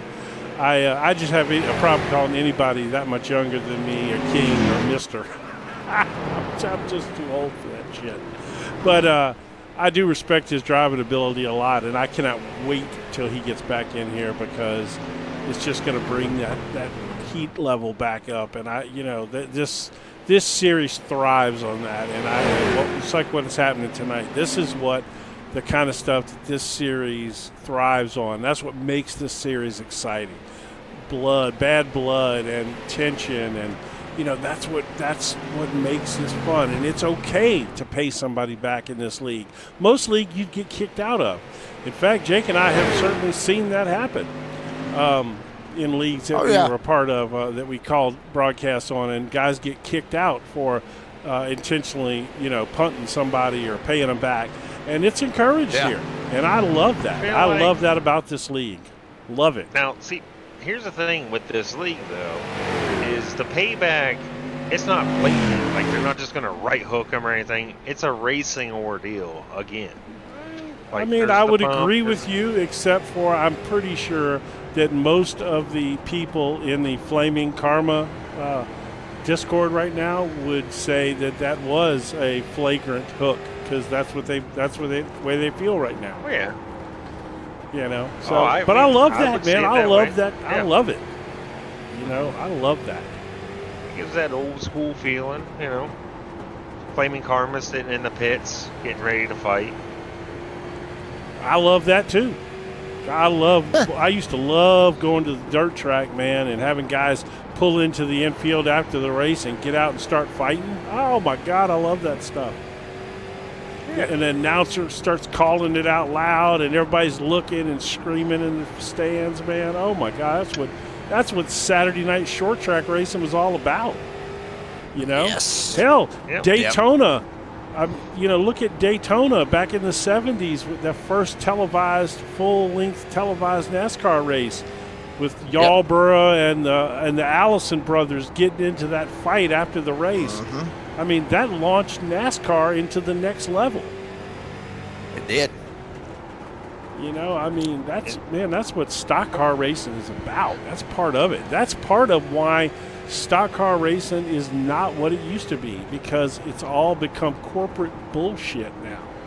It's all about, I've got to act a certain way for my sponsors, and I have to say the right things, and you don't have personalities anymore, man. And personalities are what it's all about. See, when there's a big old fight in the pits, first thing that's running through Ryan Seam's mind is short line at the hot dog stand. Everyone's going that way. Ryan's running for the hot dog stand. I wonder what he does when he's in like West Virginia. Does he get like Virginia? Does he get like fried bologna sandwiches, or is he still eating the Red Hots? He's the most unpredictable man I've ever met. I'm down for the fried bologna sandwiches. I'm not gonna lie. I will say this. I've been to the Nashville Fairgrounds twice.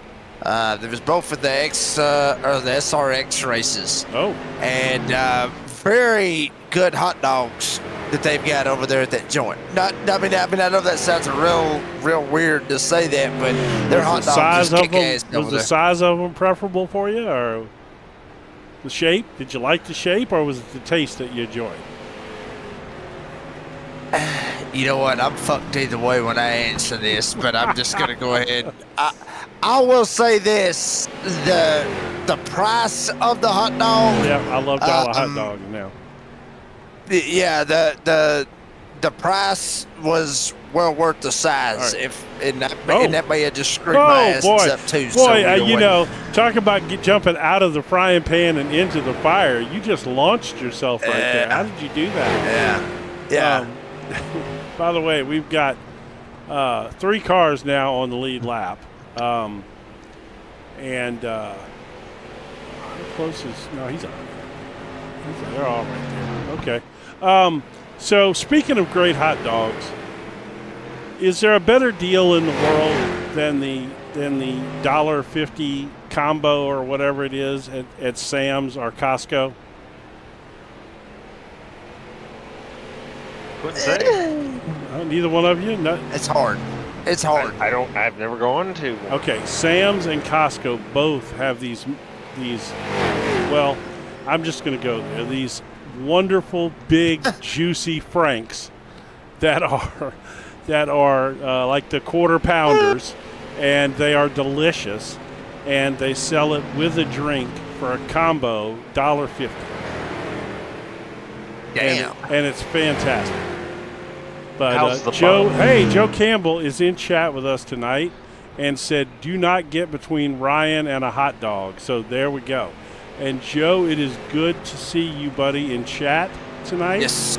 Joe, did you try to get between Ryan and a hot dog? That's what happened, wasn't it? That's why you're not here tonight, huh?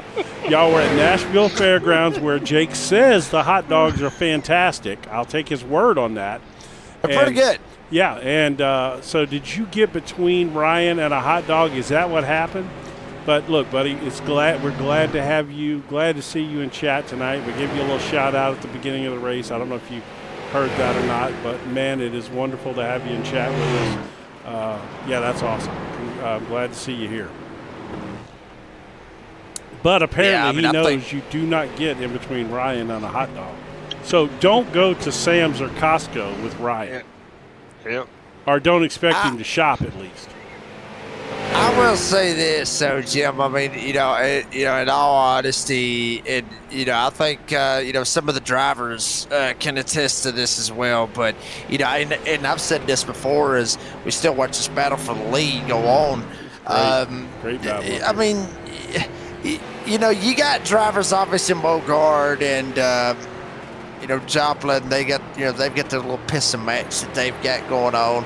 Obviously, the King Matthew Bear and obviously Octavio Rondoletto, they got their little pissing match. Everybody's got their little pissing matches that they've got. Yes. Here on the sim. But at the same time, you want that driver that you have that pissing match with. You want them to be at the race. You want them to be out there racing. Oh yeah, because I mean, if you really sit there and you're like, well, I hope he doesn't show up the rest of the year. I hope his ass is gone. I hope something's wrong with him or everything. In my opinion, I mean that's cold-hearted shit. Well, that's not what a real race car driver wants. No. So, but if you want, and I say that to say this is that the league, I believe the league is happy to see Joe Campbell out there in the chat, associating and obviously cutting up with us as well about the hot dog deal and everything else. And so it's good to have Joe Campbell back. And like you said, Jim, you may be speaking for the broadcast booth, but also for the whole league as a whole, because everybody knows it. Robert, you know this. I mean, a lot of these guys, they've been racing with Joe for years. I mean, it's good to see Joe back and hopefully see him back out here racing here very, very soon. Yes. I mean, Joe and I had a big rivalry all through XCAL. It was fun. Now we get along. So, it used to be like Tom and Jerry around the racetrack. I still say you absolutely had to be Tom. Yeah. To be honest You had to be with ya, chasing his ass. No, he, So you, I you annoyed were Jerry, I huh? annoyed him. Yeah, I was the instigator. I mean, I ain't gonna lie. So, yeah, you heard from me here, Joe. I was the instigator. Well, there you go. I won't forget. My Wow. first ever race in XCAL. Seven heat race. seizures and in 2 days and a bad concussion. Holy shit. Damn. Man, glad to see you are able to be here with us tonight, man. Yes. Wishing you all the best. I've had a few concussions in my life. Playing football does that for you, and I'm pretty sure I'm scatterbrained because of it now, but that's another story. But I am glad to see you are here with us, man. Don't get between Ryan and the hot dog. Yeah, he said he No. did not get between Ryan and a hot dog, but they are teammates, and he has seen Ryan rush the hot dog stand. So, or actually, he said no, but we are teammates, and I have seen him rush the hot dog. Didn't say anything about a stand. Okay, just gonna leave it there. Who had the hot Rush dog? the hot dog. Who knows? It's like trying to find where's Waldo. It is. You got me on this. I've already lost. We're hot dogging it up and everything. It's I got a will bad say way- this. I will say this real quick about the hot dogs, because we have just went absolutely batshit crazy with this hot dog deals. We do have a battle for the lead. Mogart's Mogard taking the lead here. Octavio Radoletto going around him as well. But speaking of hot dogs, do y'all know about the 8-pack of the hot dogs that you can get at the grocery store with the 3 little piggies on it? Or do y'all have any fucking clue what I'm talking about right we here? don't have that one here, no. Oh, yeah, I ain't got it up over in Texas. What about you, Robert? Have you got the 3 little piggies on the hot dogs? No, I don't even know how to relate to that. You have no idea what I'm talking about. Okay, anybody out in the live chat, holler at me. Let me know if you got the 3 little piggies. I mean, or maybe it's just maybe it's a Georgia thing with the brand and everything else on the hot dogs. But I will say this: those are pretty damn good hot dogs. What I find interesting is that you can't shut the fuck up about the hot dogs. I never would have thought. You probably He got likes the hot dogs munchies more. from the pain med you're on for your tooth that you had pulled. Well, I mean, Either that or you want the hot dogs that you so can't I'm all eat for anything it. but soup right now. And you're craving a Best hot hot dog. dog out that- there is a corn dog. That's got a little bit to do with it. Now, I mean, if corn you think dogs, about it, oof. Well, I'm a sucker all for I can eat is soup. So I yeah. have to say I'm a sucker for one of them foot-long corn dogs at the state fair. I have to say, I don't care. Y'all can make all the jokes you want. I like to cut my corn dog down the middle, put some chili and cheese in it. I mean, okay, I can see that. Those are awesome. Yeah, no, I can see that working.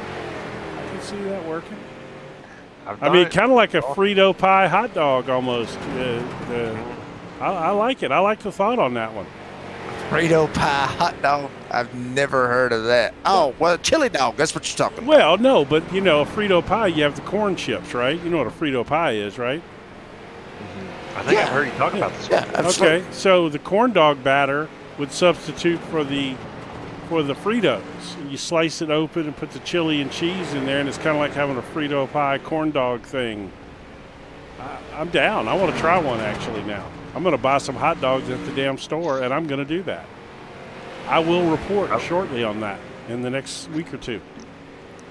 This is like how we're at Nashville Fairgrounds and we're talking about fairground food. That's right. We are talking about fair food. We got sidetracked, though. Mogard is, I'm sure Rondeletto let him go a little bit there to do his business, do his Octavio thing. I like how his name is The Showman, right? It reminds me of that movie, The Greatest Showman. That was with, what's his name? Guy that plays Wolverine. Hugh Jackman. Hugh Jackman, yes. By the Yeah. way, the Hugh Jackman movie about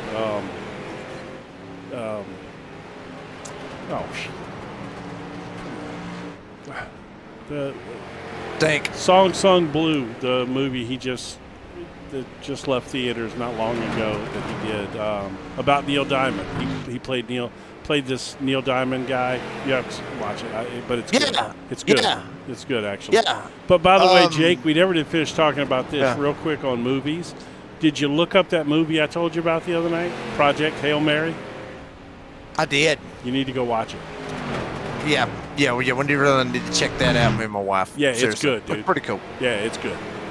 It really, really is good. I was not expecting a whole lot, and it surprised the hell out of me. I'm not going to say that I needed to use a napkin in the movie because that could mean a lot of different things for a man. But let's just say that apparently I got some salt and butter in my eyes, and I had to wipe them out because they were. Oh, my goodness. Rontoletto used the wall to launch a move down on the end.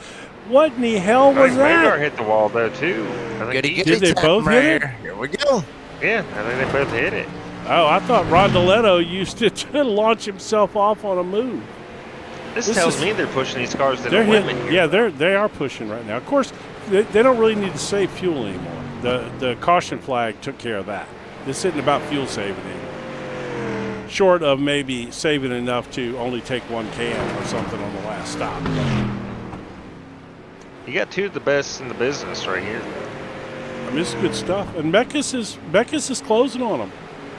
He was 4.5 seconds back. Octavio's pitting. Octavio's pitting. All right. Is he? And where are we at? 268? Okay. Oh, yeah. No, this is, I'm guessing this is going to be a one canner then. Because I'm sure they have calculated it to where he's only going to have to take one can here. I'm still putting my money on Mogard. Are you? Told you at the beginning of the race. No, I you got did. You told I got him faith anyway. in my boy. Yeah, I did. Well, think about this, though. I mean, Robert, if you're Jared Mogard, and obviously you've been racing against Octavio Rontoletto, wouldn't you think, oh, hell, I need to go pit, like, right now? I mean, wouldn't you think that Mogard needs to make that pit stop right at this moment? No.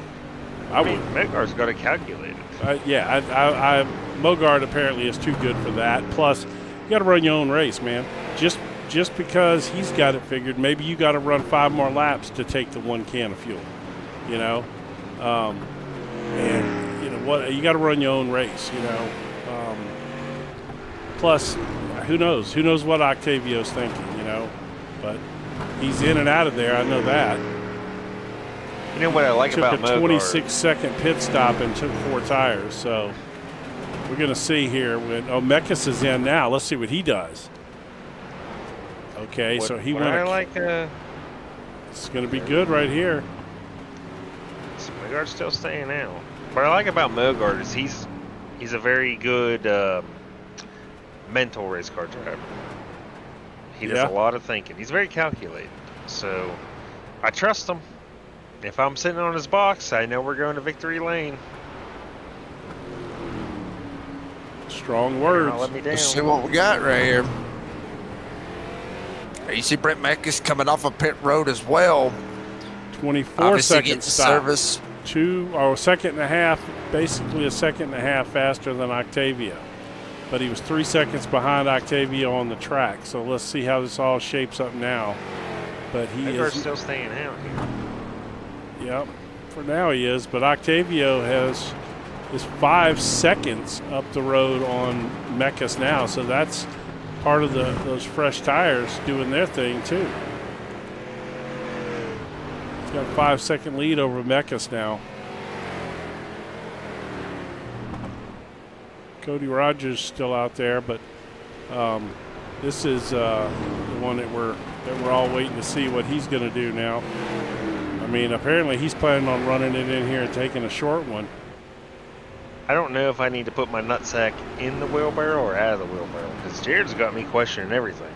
So, well, we'll see. You know, we're going to see. So really, the question is, you know, Does he need a separate chair for his nutsack, or can he tote it on that one chair he's got? I think that's the question. Little red I think flag. I'll just go to the next room. I don't want to chance it with my nutsack. So I don't want to chance it with mine. Oh, Joe, let's see, Rob. He's letting Octavia around here. No, I was just waiting to see what that was all about there. That's interesting. So he's going to be one lap down now. I still trust Jared, but he's got me sitting over here. My question is he fixing to bring out a caution? He's slowing way he's down. pitting. Oh, look at this pit entry. That's a fast pit entry. Yeah, that was. He did a good job there if he doesn't get a black flag pop up, which I haven't seen one yet. So, I got a feeling that Octavia is going to be long gone, though. I don't think this is even going to be close. He's taking rights. Oh, he's going to take tires for sure, but take 2 or 4. That's why I'm thinking 2. just 2. He's taking 2, but he's still taking fuel. Yeah, but it might handle better. Well, with that's just 2. I mean, yeah. Hopefully he's tested that, but he's taking a shit ton of fuel, man. Way more fuel than I either. still trust him. I'm pretty sure that was a mistake. Yeah, I think so too. I mean, look at the gap right there that Mogard has fell back. I mean, there's Rondeletto Mekis got a right there. 5-second advantage there. Yeah. There's Mekis, and Octavio's 5 seconds up on him. And Octavio took 4 tires. Yeah, but I feel like with a little spurt here, maybe just 2 is going to handle that. These street stocks are a little different. Maybe. I mean, I can't really comment on that. I don't know that. I've never seen a situation, or very few and rare situations, where 2 tires handles better than 4 tires. Well, the thing is, the left sides don't wear that much. Gerald out there having a little fun in chat, talking about who's ahead of Mogard right now. I will say this, Mogard has closed the gap up since he got out on the track a little bit, so we'll see. We're going to keep an eye on that. In fact, let's see. Yes, closed it.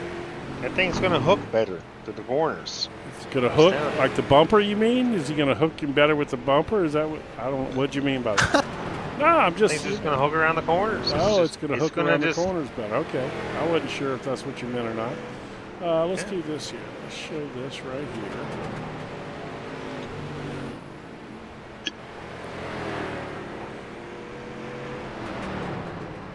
There we go. We'll look back at this here. We can keep an eye on things. Let's just do this one.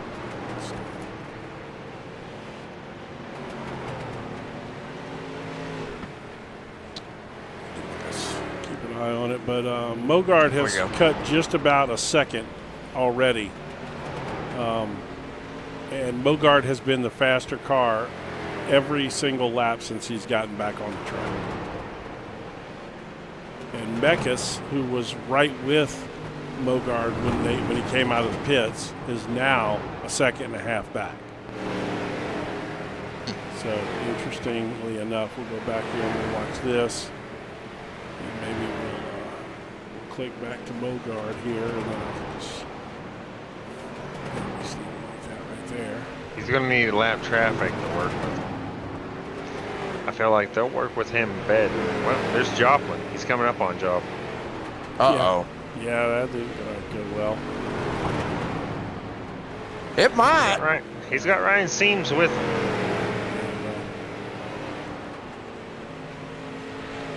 Race car drivers have a long memory. Jake could tell you. Oh yeah, absolutely. They've got a hell of a memory. I'll put it to you this way.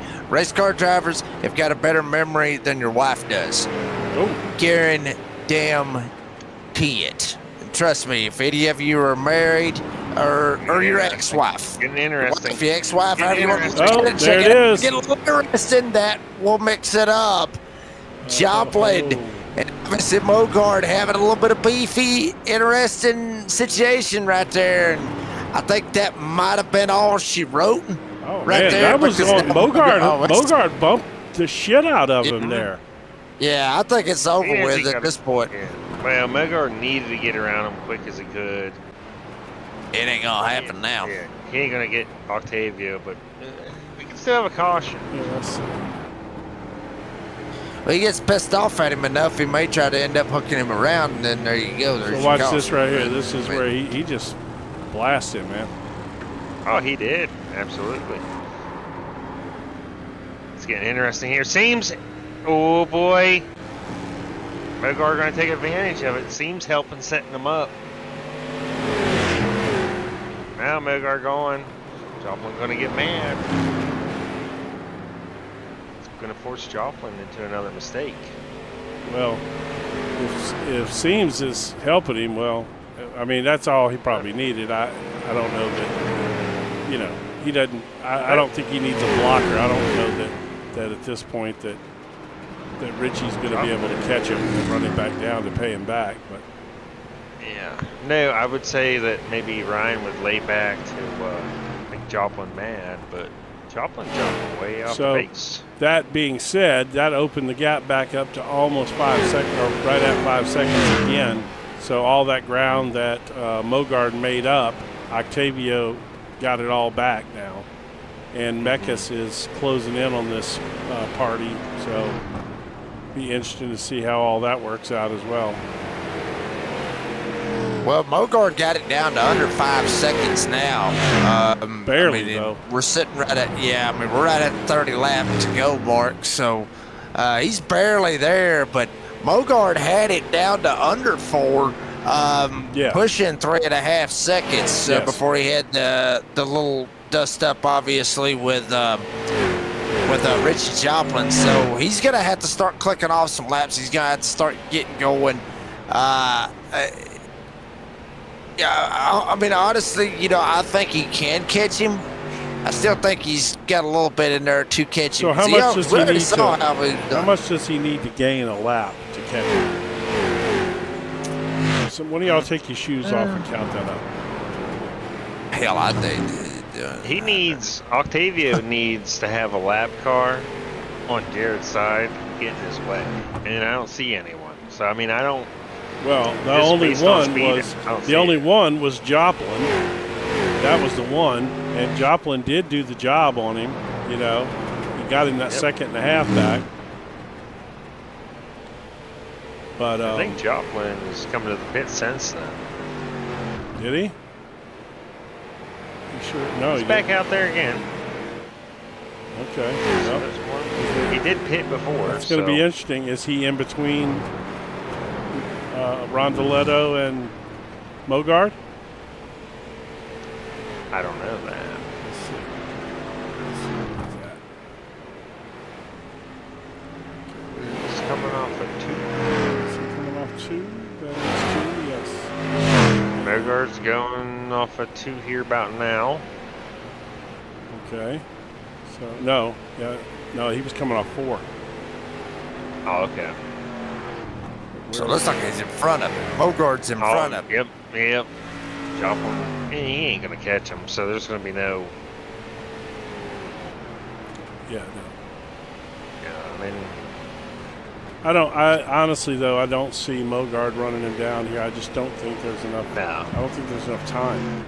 We're at He 23 didn't laps pull a to tenth go. that He's time. going to have to rip off like 3 or 4 tenths a lap here. Did you put the math to that, Jake?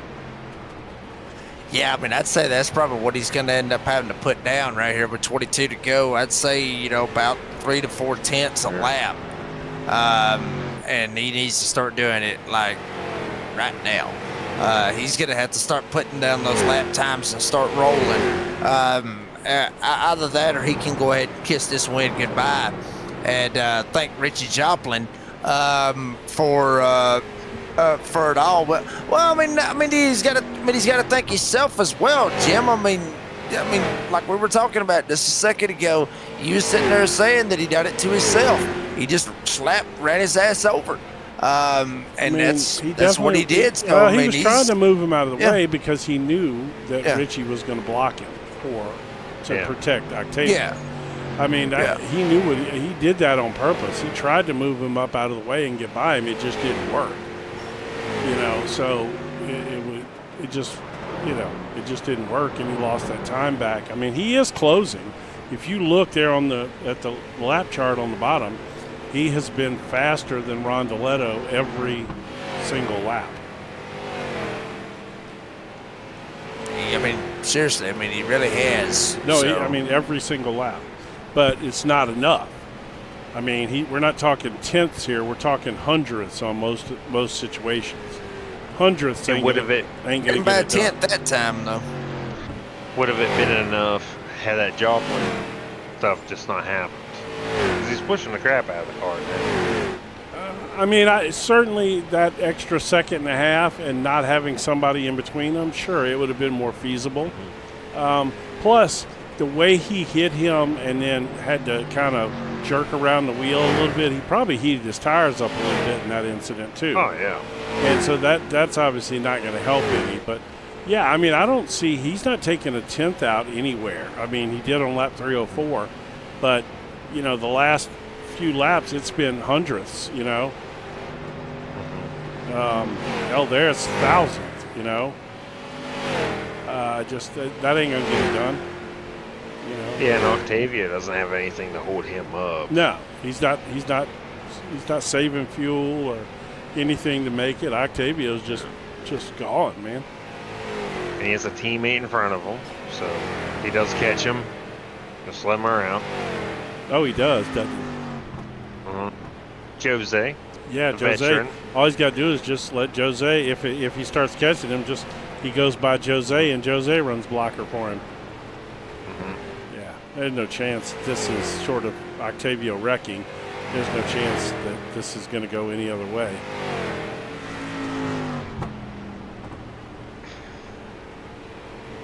Damn, if this hadn't been a fun one, though, huh? I love a little beef, man. Golly. Yeah. Yeah, we obviously love the beef, Oh, and that's what you get here tonight. Man, what in the world happened there? Jose got up into the wall hard. I don't know if that was to get in position, if that's what his plan was, but I'm pretty sure it wasn't to scuff the wall quite like that. You get up in the marbles, though. No, it'll get away from you quick, you know, if you're getting up trying to get out of the way. But now, look, Mogard is not even running faster than Octavio. Last two laps, Octavio's been faster. I think Mogard might have wore the good off them tires, pushing it that hard, and Octavio's out there just cruising. I heard someone slam the wall pretty hard. I think it's right in front of Mogard. That's J-Dog. Just now? J-Dog getting a oh, yeah, he meatball sure flag did. right He there, just picked up so. a meatball. But we got the green. Yeah, we are. We're green to the end now. We at 10 to go right here, so yeah, that pretty Man, much is gonna knock J-Dog's it out in right here. Bad shape there.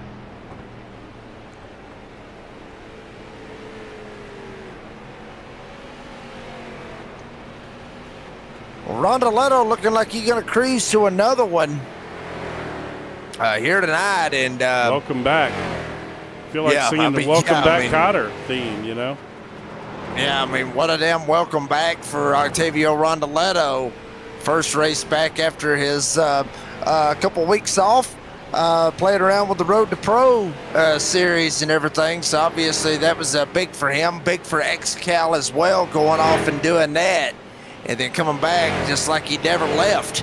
I mean, honestly, guys, I mean, it's literally like he never left, just coming back out here and just straight up putting another ass whooping on the field. Yeah, well, I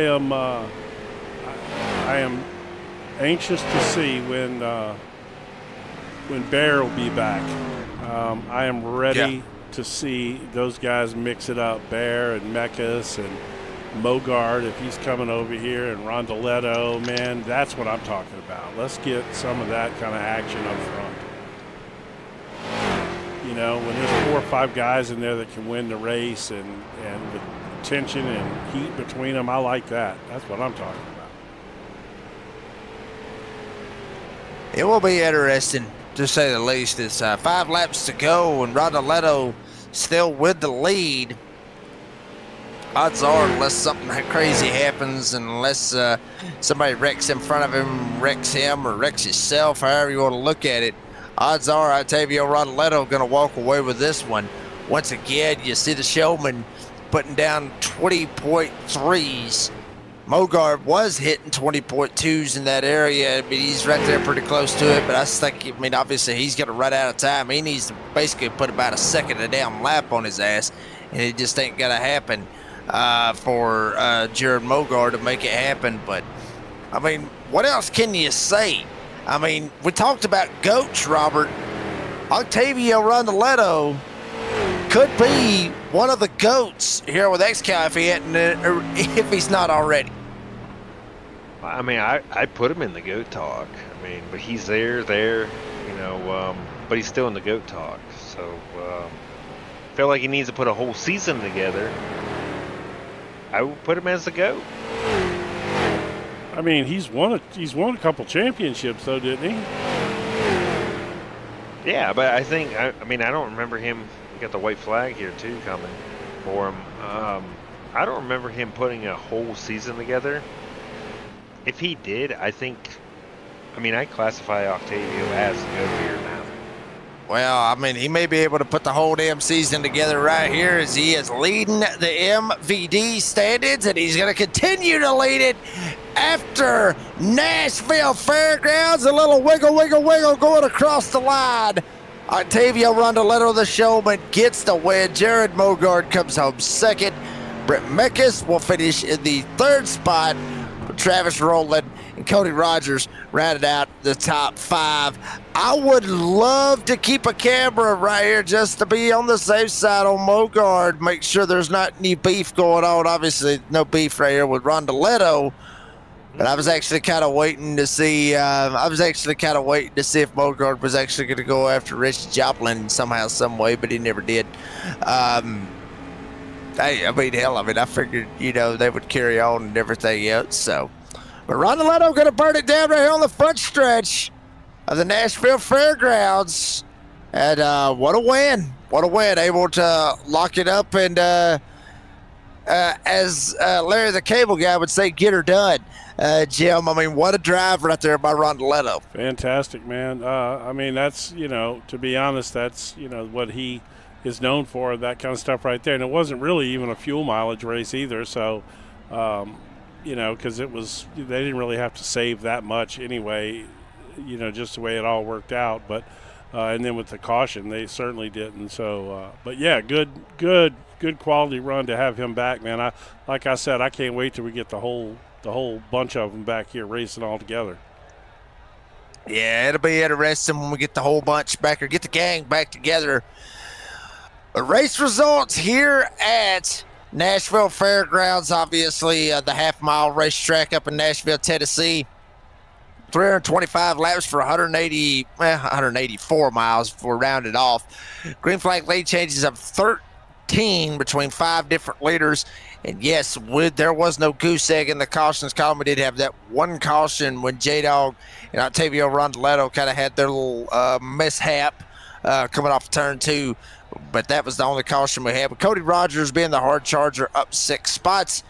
Octavio Rondeletto led the most laps, but the fastest lap was Jared Mogard, and Brett Meckes was your pole sitter. Very, very cool to see that with just shit scattered all over the place. Different hard charger, different fastest lap, different most laps led, different pole position drivers. So that was a big deal right there. I love to see that. But when it's all said and done, Octavio Rondeletto gets the win. Jared Mogard, Brett Meckes, your podium finishers. We'll talk to those drivers here in just a little bit, with Travis Rowland finishing in 4th and Cody Rogers coming home with a 5th here this evening. Jose Gattino will finish in 6th.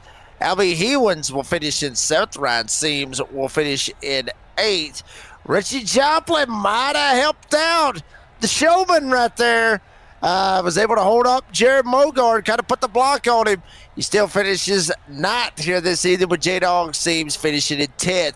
Gerald Poole, Sean Andrews, Jack McKee, the 13 drivers to do it here tonight at Nashville Fairgrounds. Well, here we go. Once again, Octavio Rondoletto getting him another win. Octavio, buddy, congratulations on the win. Tell us about it, and how the hell you been, buddy? It's been a couple of weeks since we've had you up here. Good evening, Jake, Jim, Robert. Good to have you back, man. Thank you. I'm happy to be here again in XCAL Racing. Like always, I enjoy racing, and it's really fun. Race is long, but you never know what's going to happen, and that's interesting. I was driving the Road to Pro, iRacing Road to Pro. That was complicated. We were almost finishing the top 70. I was maybe 20 places off. But we are back to XCAL Racing, what we are used to, and nothing like a win. Absolutely, man. You come right back and just pick back up where you left off. Still the MVD leader at this point, and certainly added to that tonight, so that's good. Setting yourself up for a good rest of the season.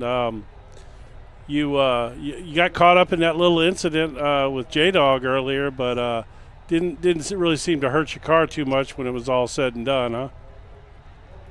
Well, I had 38 seconds of damage in the checker flag, so I was losing too much speed. If you ask me, in the stretch, I think Jared was catching me in the end of the stretch pretty quick. That would hurt me a lot because if you compare the first stint to the third one, there was a huge difference between paces.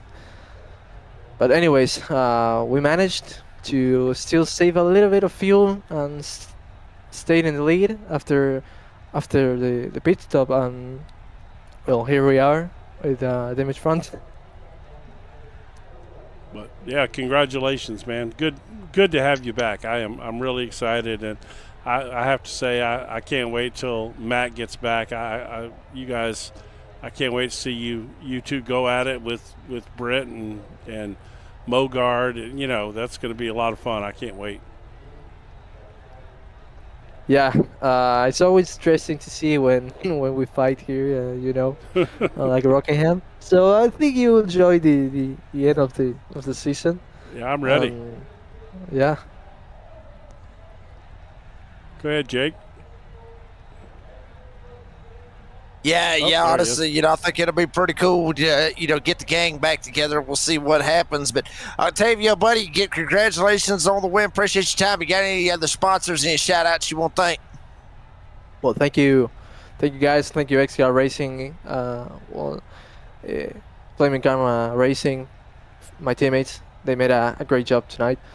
We had maybe better positions, maybe in the end of the race, but circumstances are what they are.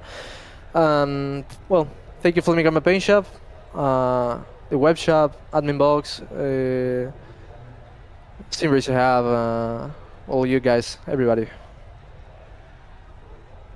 Well, alrighty, buddy. Thank you to Fight Colino. I forgot it. Thank you, guys. We appreciate you as well. Octavio Rondoletto comes home with the win here tonight at Nashville. Octavio, congratulations on the win. Appreciate your time. Have a good off week next week. We'll see you for the All-Star week. Yeah, there you go. That was Octavio Rondoletto. We'll send him on back down. Remember, we are having the off week next week. Then obviously we'll be back and we'll have the All-Star break when that happens. We'll go to Jared Mogard. Comes home with a P2. Jared, I'm going to beat everybody to it. And I'm gonna go ahead and I'm going to ask the obvious question. Because I feel like in this time I would usually sit there and say, what more could you have done? I think it was to get around Richie Joplin. You just need to get around Joplin, but wasn't able to. Do you feel like you tried everything you could just to move his ass, but you just couldn't do it? Yeah, I mean, when you get dipshit teammates that are just sitting there blocking second place so their teammate can run away, there's not much you can do. I mean, he was salty because he was leading the race and just come across my nose on the exit when I was up against the wall and wrecked himself. So, yeah, I don't know. Just good old team racing, I guess, and they wonder why they only get 10, 13 cars here. So, just stupid on his part, but it's part of it, I guess. Well, all right. I don't know if I should instigate more of that or just let it go. But I will say this. I mean, obviously, I saw it the way you saw it. And I'm not trying to get in the middle of all of that, but I did see him come up across your nose. That's the way I saw it. Okay. And so as far as that goes, that's my take on that. The incident, earlier, but later in the evening there when he was clearly, certainly making his car wide with his teammate out in front. I mean, you definitely gave him a shot to move him out of the way there. It just didn't work. And it seemed like maybe you possibly heated your tires up a little bit when you after you bumped him where you had to kind of fight it there down on the apron. It seemed like it took you a lap or two to maybe get your tires back under you. Is that pretty accurate? Yeah, I got loose there. I wasn't expecting it to get as sideways as it did, and that last stop I took two. I had time to take four. I should have took four, but yeah, I was going to ask you why so, did it just you thought it was going to run better with two, or because you did have time? That was really just a mistake on my part. I mean, my lefts were still good. They were 93, 95, I think, so they weren't terrible. I did it, last week in the pin race that Robert was talking about in the pre-race, so I knew it would be okay. And that was a few less laps to the end. So, it was really just dealing with the bonehead in the 89 there at the end is what ultimately cost me. But they wanted to, like I said, they wanted to play the teammate game, and luckily I had one right there to take care of the trash. Well, I have to say I hope that you become more of a regular here. I like the vibe that you bring. I think it adds a little bit level of intensity. I like what your hood says there. Says it all pretty much. Yeah, he didn't learn from lesson one in the heat races, so maybe he learned from lesson two tonight. I'm going to go ahead and go out on a limb here and probably say that there was no lesson learned on his part tonight. That's just my guess. You're probably right. Here's good news though. What's up? They're gonna, in 2 weeks, we're gonna do the All-Star Open. Whole weekend's worth of stuff. Yeah, Joplin needs a couple more lanes apparently to pass Mogard. Perfect place to do it. You'll have about 10 at Michigan. You'll probably need a couple more though still. Hey, congratulations! I'm sure you got some sponsors you want to shout out to since you did finish second tonight. So go ahead. Yeah, I just got to thank Jason Seams and Busting at the Seams for letting me drive the car again. Greatly appreciate it. J-Dog Carpentry as well for sponsoring the cars and being a sponsor over here at XCAL along with multiple other leagues. So we greatly appreciate Jason and everything he does, and then just you guys for doing the broadcast. Glad I can spice it up a little bit, so hopefully I don't know, I guess we'll see what happens in 2 weeks. And it's always fun talking to my buddy there, Colgan. It's always a good time. You never know what's going to come out of our mouths, but maybe I like not necessarily that, appropriate, but yeah. So we gave up appropriate a long time ago. Well, that's good. That's the way I like it. I don't like them professional ones. They get kind of boring. So, all right, buddy. Well, hey, congratulations again, and I am definitely looking forward to this All-Star race in a couple of weeks, and we hope to see you there, and I hope we get to talk to you again. Yes, sir. We'll be there. All Appreciate right, it, guys. Thank you. All righty. That was Jared Mogard. We'll send him on down, and now we'll bring up third place finisher, obviously. That is Brent Meckes. Brent, hell, honestly, I talked to you about 2 hours ago, and said start off a little bit loose, ready to rock and roll here. Come home with third. Not too bad, right? No, I think this is pretty much where I thought I would finish having a good run. The best my car was on this after the first pit stop. That run was probably the best the setup felt. Any type of like running it hard for 10 or 15 laps, I just killed the tires and just killed me for the rest of the run. So Do you feel like yeah, you? it's Oh, go ahead. I was gonna say, Go do you ahead, feel Doug. like you missed the setup a little bit, or what? I don't know. I don't really like this track. I mean, I run some short races at this track, and I actually had a short race at this track on Thursday, and I crashed out pretty good. On probably close to the same setup. I'm not a big fan of this track. I can't get the speed.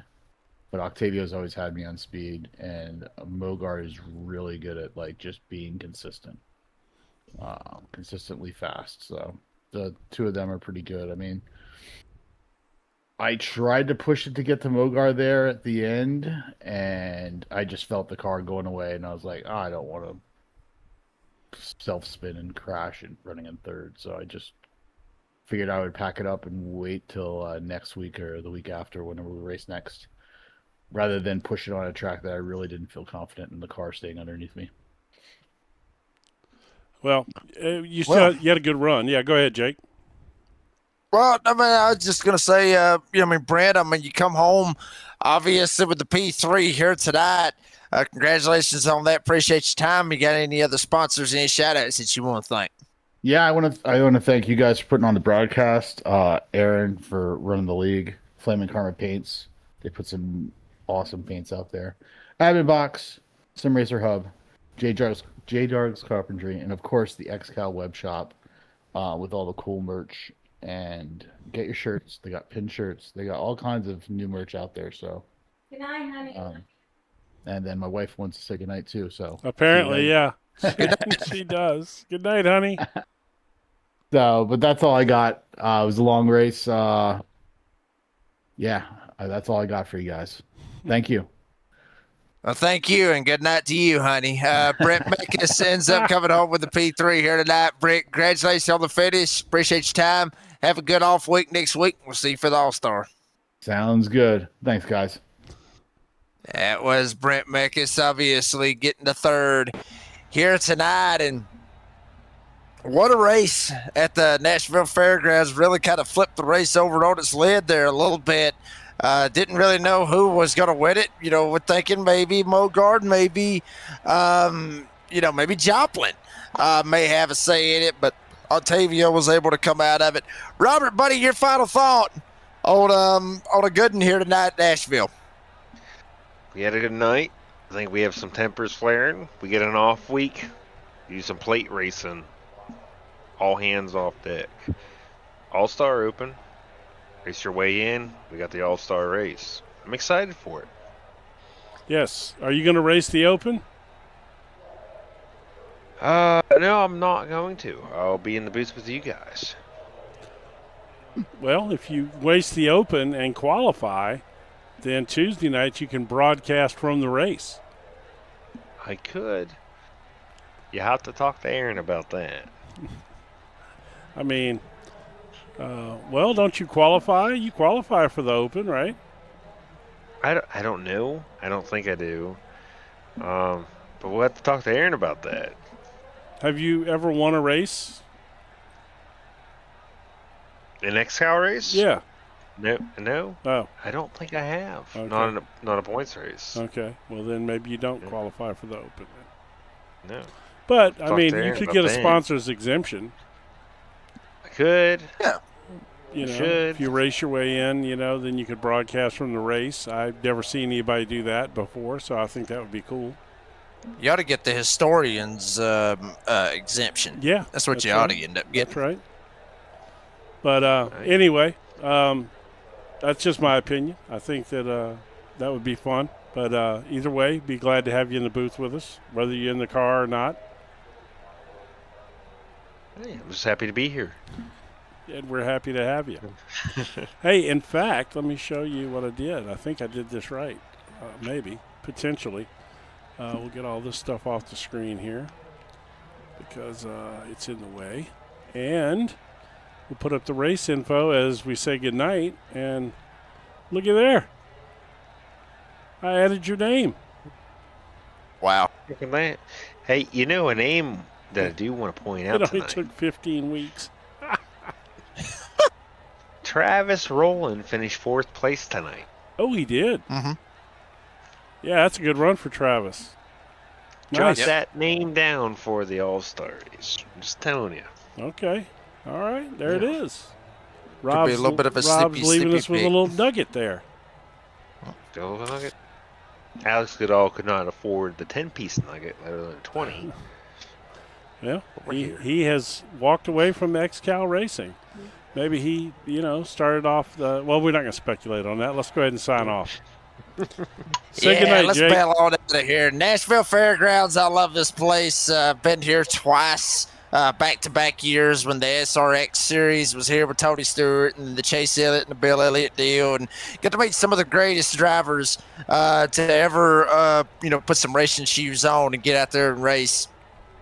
So very, very, very historic place for me, a place near and dear to my heart. Spent a lot of great time with some family and some friends when we went here. So obviously I love this place. It's very near and dear to my heart as well. And XCAL, drivers, what a race here tonight. Octavio Rondoletto coming back, gets the win. And then obviously you got the beef with Mogard, and obviously with Richie Joplin, they got their little beef. Octavio may have a little bit of beef with J-Dog.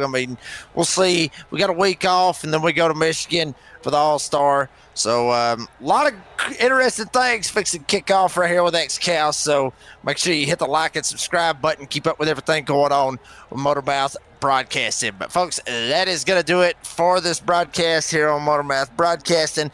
Got to thank all the great sponsors. Obviously, the XCAL web shop. Obviously, get all your good, all your merch here with XCAL. Support your favorite driver. Obviously, you got the off week. You going into the All-Star, want to represent your favorite driver, go over there and check out the website, obviously, for XCAL Racing. Big deal to be a part of it. That is XCALRacing.com. That is XCALRacing.com. Tell them that Big Jim and the Redneck Announcer sent you over there. Get you some merch over there. Get yourself lined up. Obviously, Digital Race Engineer, a great sponsor. Roasted Record. Obviously, J-Dog's Carpentry, Flaming Karma Paints, the whole 9 yards, all the great sponsors with this league. Thank you very much to each and every one of them for what they do and make this league what it is. Shout out to the drivers. Fantastic job. Put on a hell of a show, fans. Y'all come out big numbers. Typing in the keyboard cowboys, as we've heard before, if you want to call it that. Just awesome stuff to interact with you guys, fans. Love you guys to death. And obviously, Aaron Hillebush and all the admins over here with XCAL allowing us to come in here, be ourselves, and entertain you, the fans. For my good buddy, Gummy Bear, Robert Gogan, and also for the best, honestly, one of the best damn producers in the business, the owner of Motormouth Broadcasting, Mr. Big Jim Cunningham. I'm the Redneck Announcer, Jake Reeves, said, as always, say, be safe, be kind, be fast. We got an off week next week. Gonna rest up, be on a beach, drinking a couple of margaritas, hopefully next week. Right after that, we're back at it for the All-Star race at Michigan. Who's going to get it done when we go all the way up there at the big 2-mile racetrack? You have to stick around to find out. Motormouth Broadcasting in 2 weeks. All-Star at Michigan for XCAL. We'll see you there. God bless and bye for now, y'all.